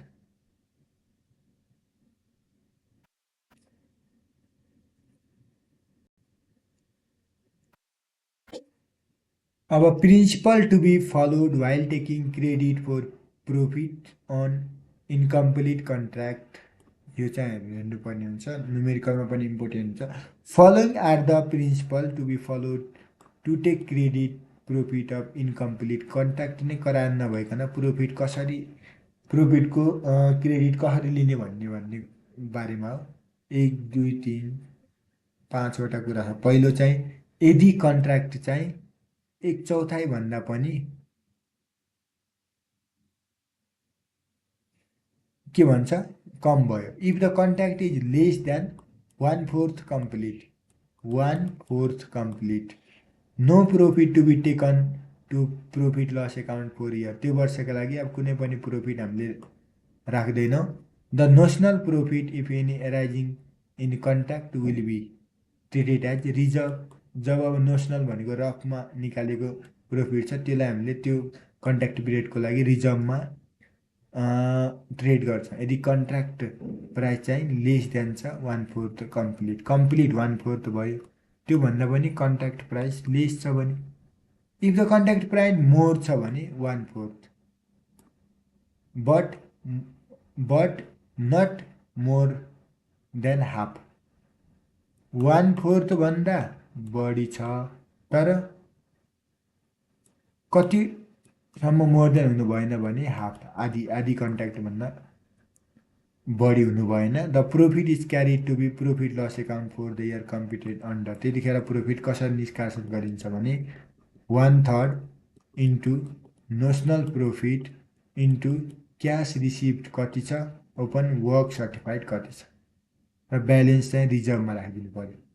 1/3 notional profit cash receipt 1 work certified. If the contract is more than half complete भन्दा पनि बढी छ अरे, आधी भन्दा बढी, बट नट अलमोस्ट कम्प्लिट पनि छैन, कम्प्लिट हुनेवाला पाउने भन्छ त, पाउने भनेको 75% जति के। अब यहाँ अब अलिअलि कम भनौँ। Profit to be carried to profit loss account for the year computed भन्छ 2/3, त्यतिखेर 2/3 of notional profit into cash receive upon work certified, यो त सेम फर्मुला हो ती माथिको पनि, तर हाफभन्दा कम भएको छ, 1/4 भन्दा बढी छ भने क्वार्टर भन्दा हो नि त 1/4, यस्तो के 1 हुन्छ 1 को आधा 2 अनि 1 को आधा 1/4 त हुने भएन, क्वार्टर भयो नि। ओके, खानेवाला क्वार्टर होइन कि यो यसको क्वार्टर के ओके 1/4। अब यसको लागि याद गर्ने 1/2 1/4 ओके। अब 1 छ भने त सिद्धियो, तर 1 भन्दा कम छ 1/4 भन्दा बढी छ भने चाहिँ हामीले 2/3 मात्रै याद गर्ने त हो नि, अरू के 2/3 into notional profit into cash receive cash work certified same हो। यहाँ पनि 1/3 into notional profit into cash receive by work certified त सेम हो। र अर्को डी छ, if the contract is almost completed, 90% या 90 भन्दा बढी छ भने, अब हुनेवाला छ भने profit on completion is estimated कसरी, कस्ट अफ वर्क सर्टिफाइड यहाँ राख्ने, cost of work not certified यता राख्ने, estimated cost to complete contract यता राख्ने, cost of work certified not certified uncertified र सर्टिफाइड पनि भनिन्छ अर्को भाषामा। Estimated cost to complete contract complete हुनको लागि यति त इस्टिमेटेड होला भनेर यति राख्यो, जो सबै गरेर टोटल आयो। कन्ट्र्याक्ट प्राइस भनेको बी हो। अब estimated profit on completion A minus B. Profit to to be taken to profit loss account is estimated profit on completion कति छ टोटल प्रोफिट, सेम अघि जस्तो, अघि नोसनल प्रोफिट थियो भने यहाँनिर हेर्नु होला नोसनल प्रोफिट हो कि के छ, एनपी छ, रफ नोसनल प्रोफिट छ भने यहाँ चाहिँ estimated profit to completion into work certified upon contract price into cash received upon work certified. हेर्नु होला cash received upon work certified into work certified upon contract price, यो formula. If there is loss in any year, कुनै वर्षमा loss भयो भने is to be return of profit and loss for that year भन्छ। Then अब 1 नम्बरको पनि म छलफल गरौँ। हेर्नु होला कन्ट्र्याक्ट कस्टिङ भनेको if a job is very big and take long time to completion, अब काम धेरै समय लाग्ने छ, धेरै ठुलो काम छ भने then method is use for costing is known as contract costing. Here cost of each contract is ascertain separately, it is suitable for firm engage in construction bridge रोडहरू बनाउँदाखेरि। अपरेसनल कस्ट भनेको चाहिँ use to service rendering undertaken known as operating costing हो कि, यो त च्याप्टरै छ operating costing, होटलहरू यस्ता सर्भिस दिने के। This method of costing use to undertaken like ट्रान्सपोर्टहरू एयर जनरली यसमा एयर फ्लाइटको हुन्छ, दुईवटा फ्लाइट भयो यस्तो यस्तो, अनि supply of water, telephone service, hospital, nursing होमहरू, यो वाला। यसै गरी गाइज यो च्याप्टरको अन्त्य भयो। 1:56:28।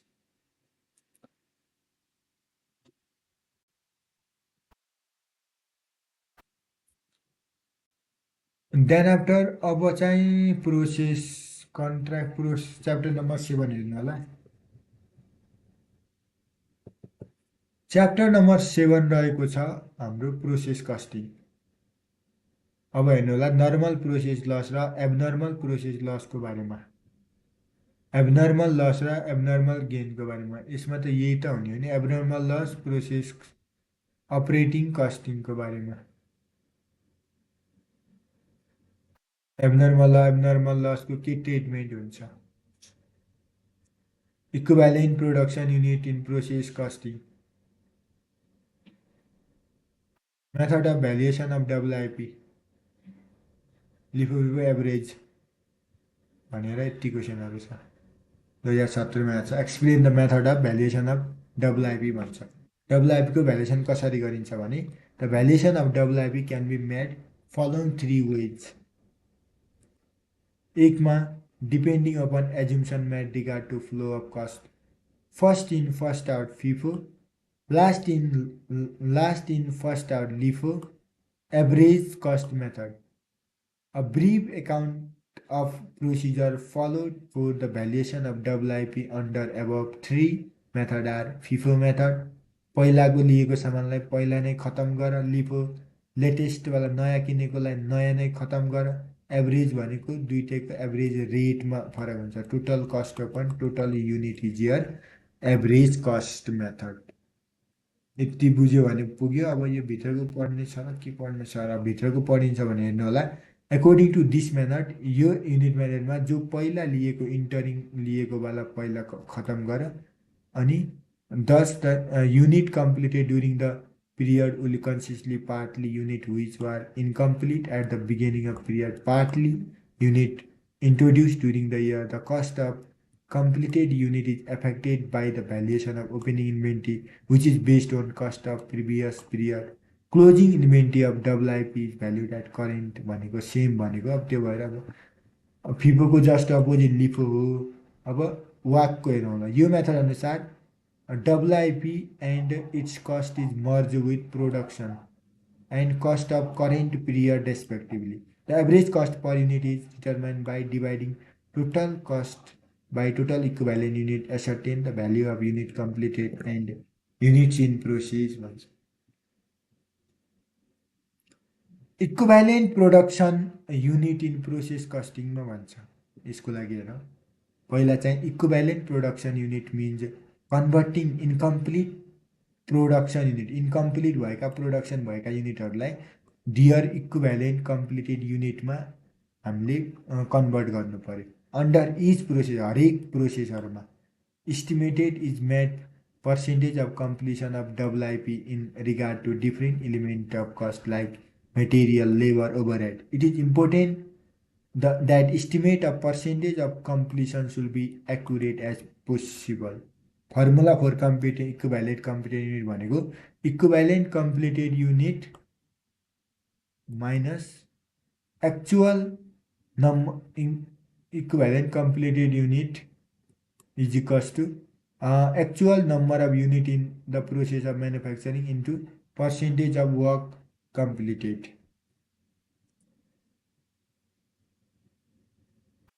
The calculation of equivalent completed unit is required to ascertain cost of work in process at the start and end of process भनेर भन्छ। Actual number of unit in the process manufacturing into percentage of completed work. Equivalent completed unit निकाल्ने formula यो। अब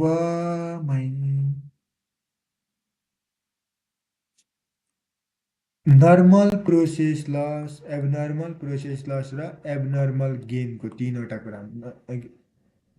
अब normal gain त हुँदैन, gain भनेको abnormal gain, normal gain भनेको गेन हो के, ओके। तर चाहिँ लस चाहिँ एबनर्मल पनि, नर्मल लस र एबनर्मल लस हुन्छ। गेन चाहिँ एबनर्मल गेन मात्र हो, नर्मल गेन भनेको त गेन भइहाल्यो, ओके। अब हेर्नु होला, नर्मल लसको स्टेटमेन्ट के छ त, पहिला यसको बारेमा पुरै पढौँ। Loss of material is inherent during the process operation. Process operation गर्दाखेरि लस अफ मेटेरियल इनहेरेन्ट हुनसक्छ। Loss of material under different process arise due to reason like evaporation, change in moisturing contents. अब यसको बारेमा अहिले म example दिन्छु।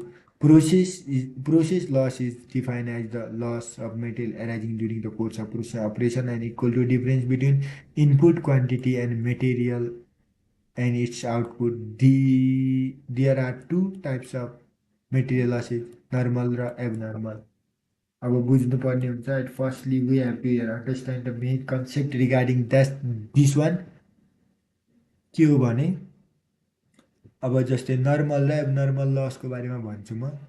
जस्तै अब यो टेलर छ, यो टेलरले चाहिँ अब यो पाइन्ट हुन्छ, यो पाइन्ट सिलाएको पाइन्ट छ भने अब यो बनाउँदाखेरि चाहिँ जस्तै अब धुँदाखेरि हामीहरूले पछाडि ब्यागहरू पकेटहरूमा चाहिँ कालो होइन, कुनै बुट्टा बुट्टा यस्तो बुट्टा बुट्टा भनेको यस्तै डट डट भएको कलर भएको अलग अर्को कपडाको चाहिँ जोडेको हुन्छ क्या।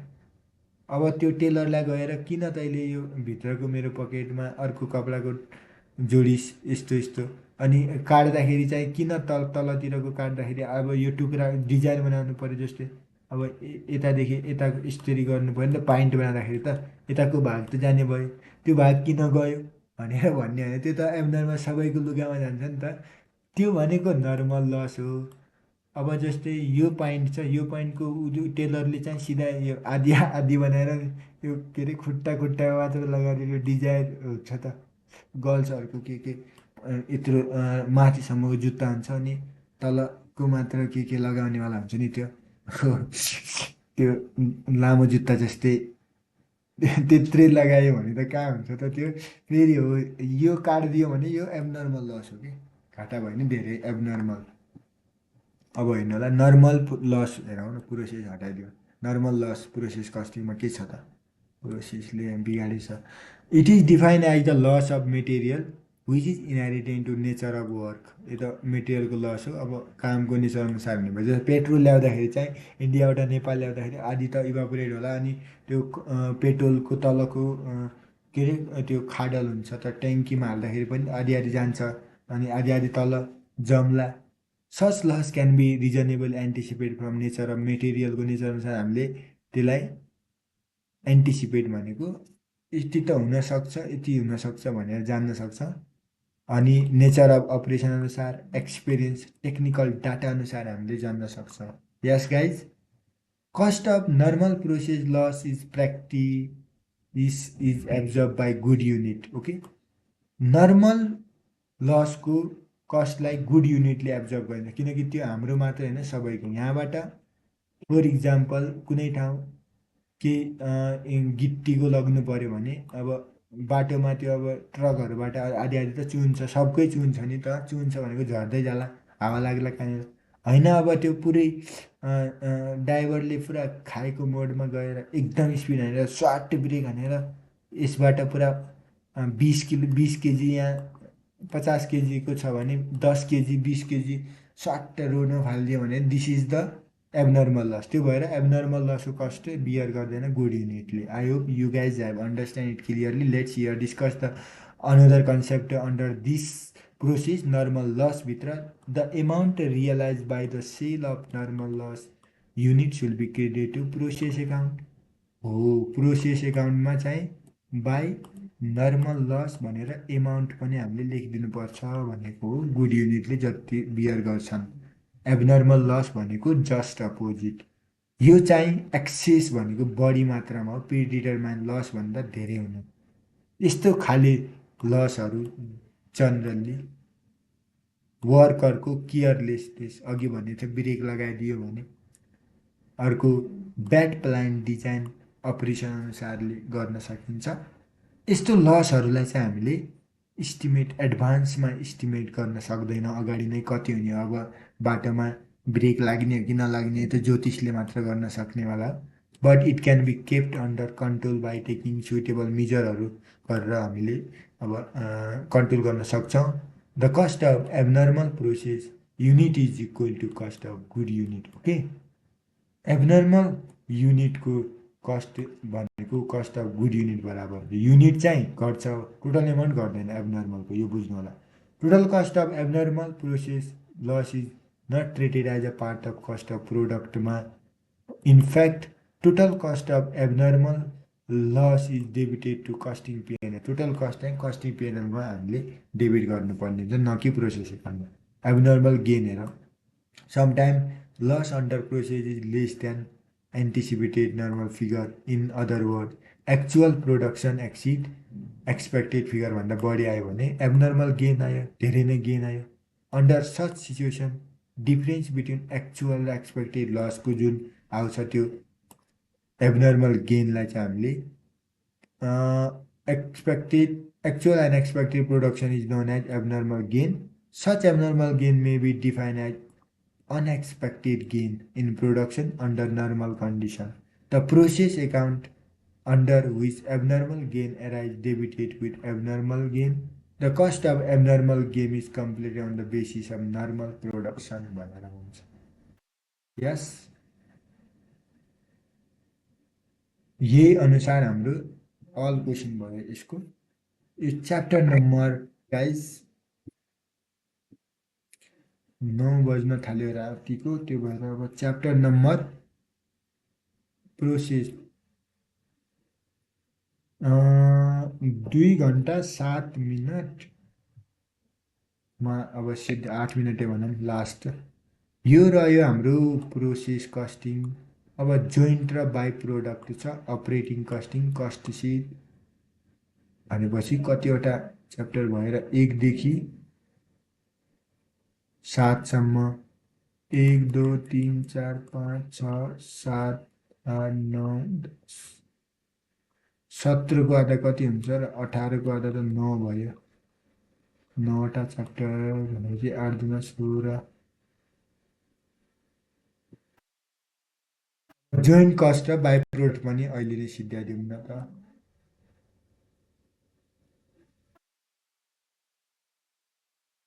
अब च्याप्टर नम्बर 8 छ joint and by product let's here discuss the joint and by product भनेको के हो यहीबाट सुरु गरौँ न अल्टरनेटिभ आन्सर त लामो छ सायद को प्रोडक्ट र बाई प्रोडक्ट वेस्टेजको बारेमा छ दुईटा त्यसपछि discuss accounting treatment of by product cost एकाउन्टिङमा कसरी गरिन्छ state the method of apportionment of joint by cost पहिला हेर यो number 1 joint cost of by product भनेको के हो joint product are distinctly different major product than inevitable produce simultaneously for common input or common process, whereas byproduct is a product which is recovered incidentally from material used in manufacture of recognise main product. अब यो लेखेको कुराहरू यत्तिकै अर्कै जस्तो लाग्यो भने यसको इक्जाम्पल भन्छु म, बाई प्रोडक्ट र जोइन्ट प्रोडक्ट। अब जोइन्ट प्रोडक्ट भनेको चाहिँ दुई प्रोडक्टहरू दुई प्रोडक्टहरू मिलेर चाहिँ दुई प्रोडक्टहरू कुनै एउटा प्रोडक्ट बाई प्रोडक्ट भनेको त्यो जोइन्ट प्रोडक्ट भनेको चाहिँ अब दुईवटा मेजर प्रोडक्टहरू ओके आउँछन् भने त्यसलाई जोइन्ट प्रोडक्ट भन्छ। दुईटैको भ्याल्यु भएको। बाई प्रोडक्ट भनेको एउटाको बढी भ्याल्यु छ एउटा कम भ्याल्यु, जस्तै धान मिलमा राख्दाखेरि त्यसको बाहिरको कभरहरूको के भ्याल्यु हुन्छ र त्यो धानको सँग ओके। त्यसै गरी अब जोइन्ट प्रोडक्ट भनेको अब फर इक्जाम्पल मिल्क छ, मिल्कबाट हामीले अब सेम भ्याल्युका अब जस्तै बनाउन सक्छौँ नि त परिकारहरू मिल्कबाट जे पनि हो, त्यो भनेका जोइन्ट प्रोडक्ट भयो। अब हेर्नु होला, joint product are distinctly different from major product. Joint product भनेको मेजर प्रोडक्ट भन्दा फरक हुन्छ। That are inevitable produce simultaneous, सँगसँगै प्रोड्युस भनेको साइमल्टेनियसली फ्रम कमन इनपुट, एउटै इनपुटबाट बन्छन् भने ती जोइन्ट प्रोडक्ट हुन्। अर्थात् कमन प्रक्रिया पनि सेम प्रक्रिया सेम प्रोडक्टबाट, whereas by product is the product which is recover incidentally from material use in manufacture of recognise main product okay.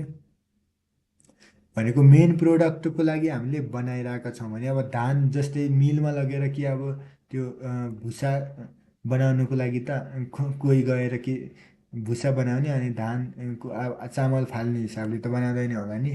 त्यो भएर मेन चामल बनाउन गइरहेको भुसा पनि भइदिइरहेछ भने हाल न त्यो कट्टामा लगेर घर लगाऊ भन्ने त होला नि, तराईतिर हुन्छ generally. If the revenue from each of product is more or less than equal to amount they are treated as joint product. यदि revenue from product more or less equal to amount, कम हुनसक्छ equal हुनसक्छ more हुनसक्छ revenue आयो त्यो joint प्रोडक्टमा राख्ने। If the one item is already higher sale value it is called main product and other is by product. Main product भनेको जसको बढी मूल्य छ, त्यो धानको चामल भनेको चाहिँ मेन, बाहिरको कभर भनेको बाई प्रोडक्ट। अब इन केस अफ जोइन्ट प्रोडक्टको केसमा let me here explain guys, look on your screen. At firstly, manufacturing object is to produce the both product, whereas firm wants to produce particular product. Another product is simultaneously produced. यही भनेको joint प्रोडक्टको बारेमा भन्यो। अब को product र by product र वेस्टेजको बारेमा हेरौँ। को प्रोडक्ट नामै को छ, यसमा चाहिँ production of one or more को product are proceed without production of other product. को भनेको मिल्नेवाला प्रोडक्ट। को product do not necessary arise out of same operation, अर्थात् मेटेरियलबाट बन्न सक्दैन। चेन्ज इन प्रोडक्सन अफ को product will be not necessary lead to change in production of other product. र बाई प्रोडक्ट भनेको त अहिले पढेकै कुरा हो। र यो हेर्नु होला, जस्तै बाई प्रोडक्टभित्र बटर मिल्कबाट बन्ने अघि भनेको छ डेरी सेरी चिजहरू।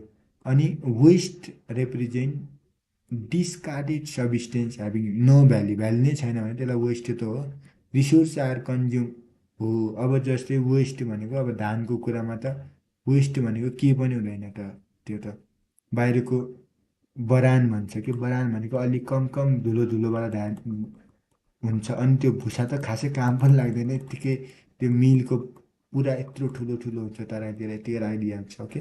अनि त्यो तर इटा के बनाउन युज गरिन्छ। Economic benefit is obtain, no economic benefit obtain, केही पनि काम लाग्दैन त्यसलाई वेस्ट भन्छ। Input loss maybe either physical र इकोनोमिक हुनसक्छ। Then after next question is here, discuss the accounting treatment of by product cost in accounting. एकमा छ when they are of small total भ्याल्युमा सानो छन् भने amount to be realized from their sale may be as sale value of product may be credited to profit loss account and no credit is given to cost account.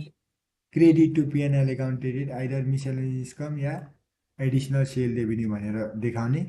Sale proceed of byproduct may be treated deduction from total cost बाट घटाउने.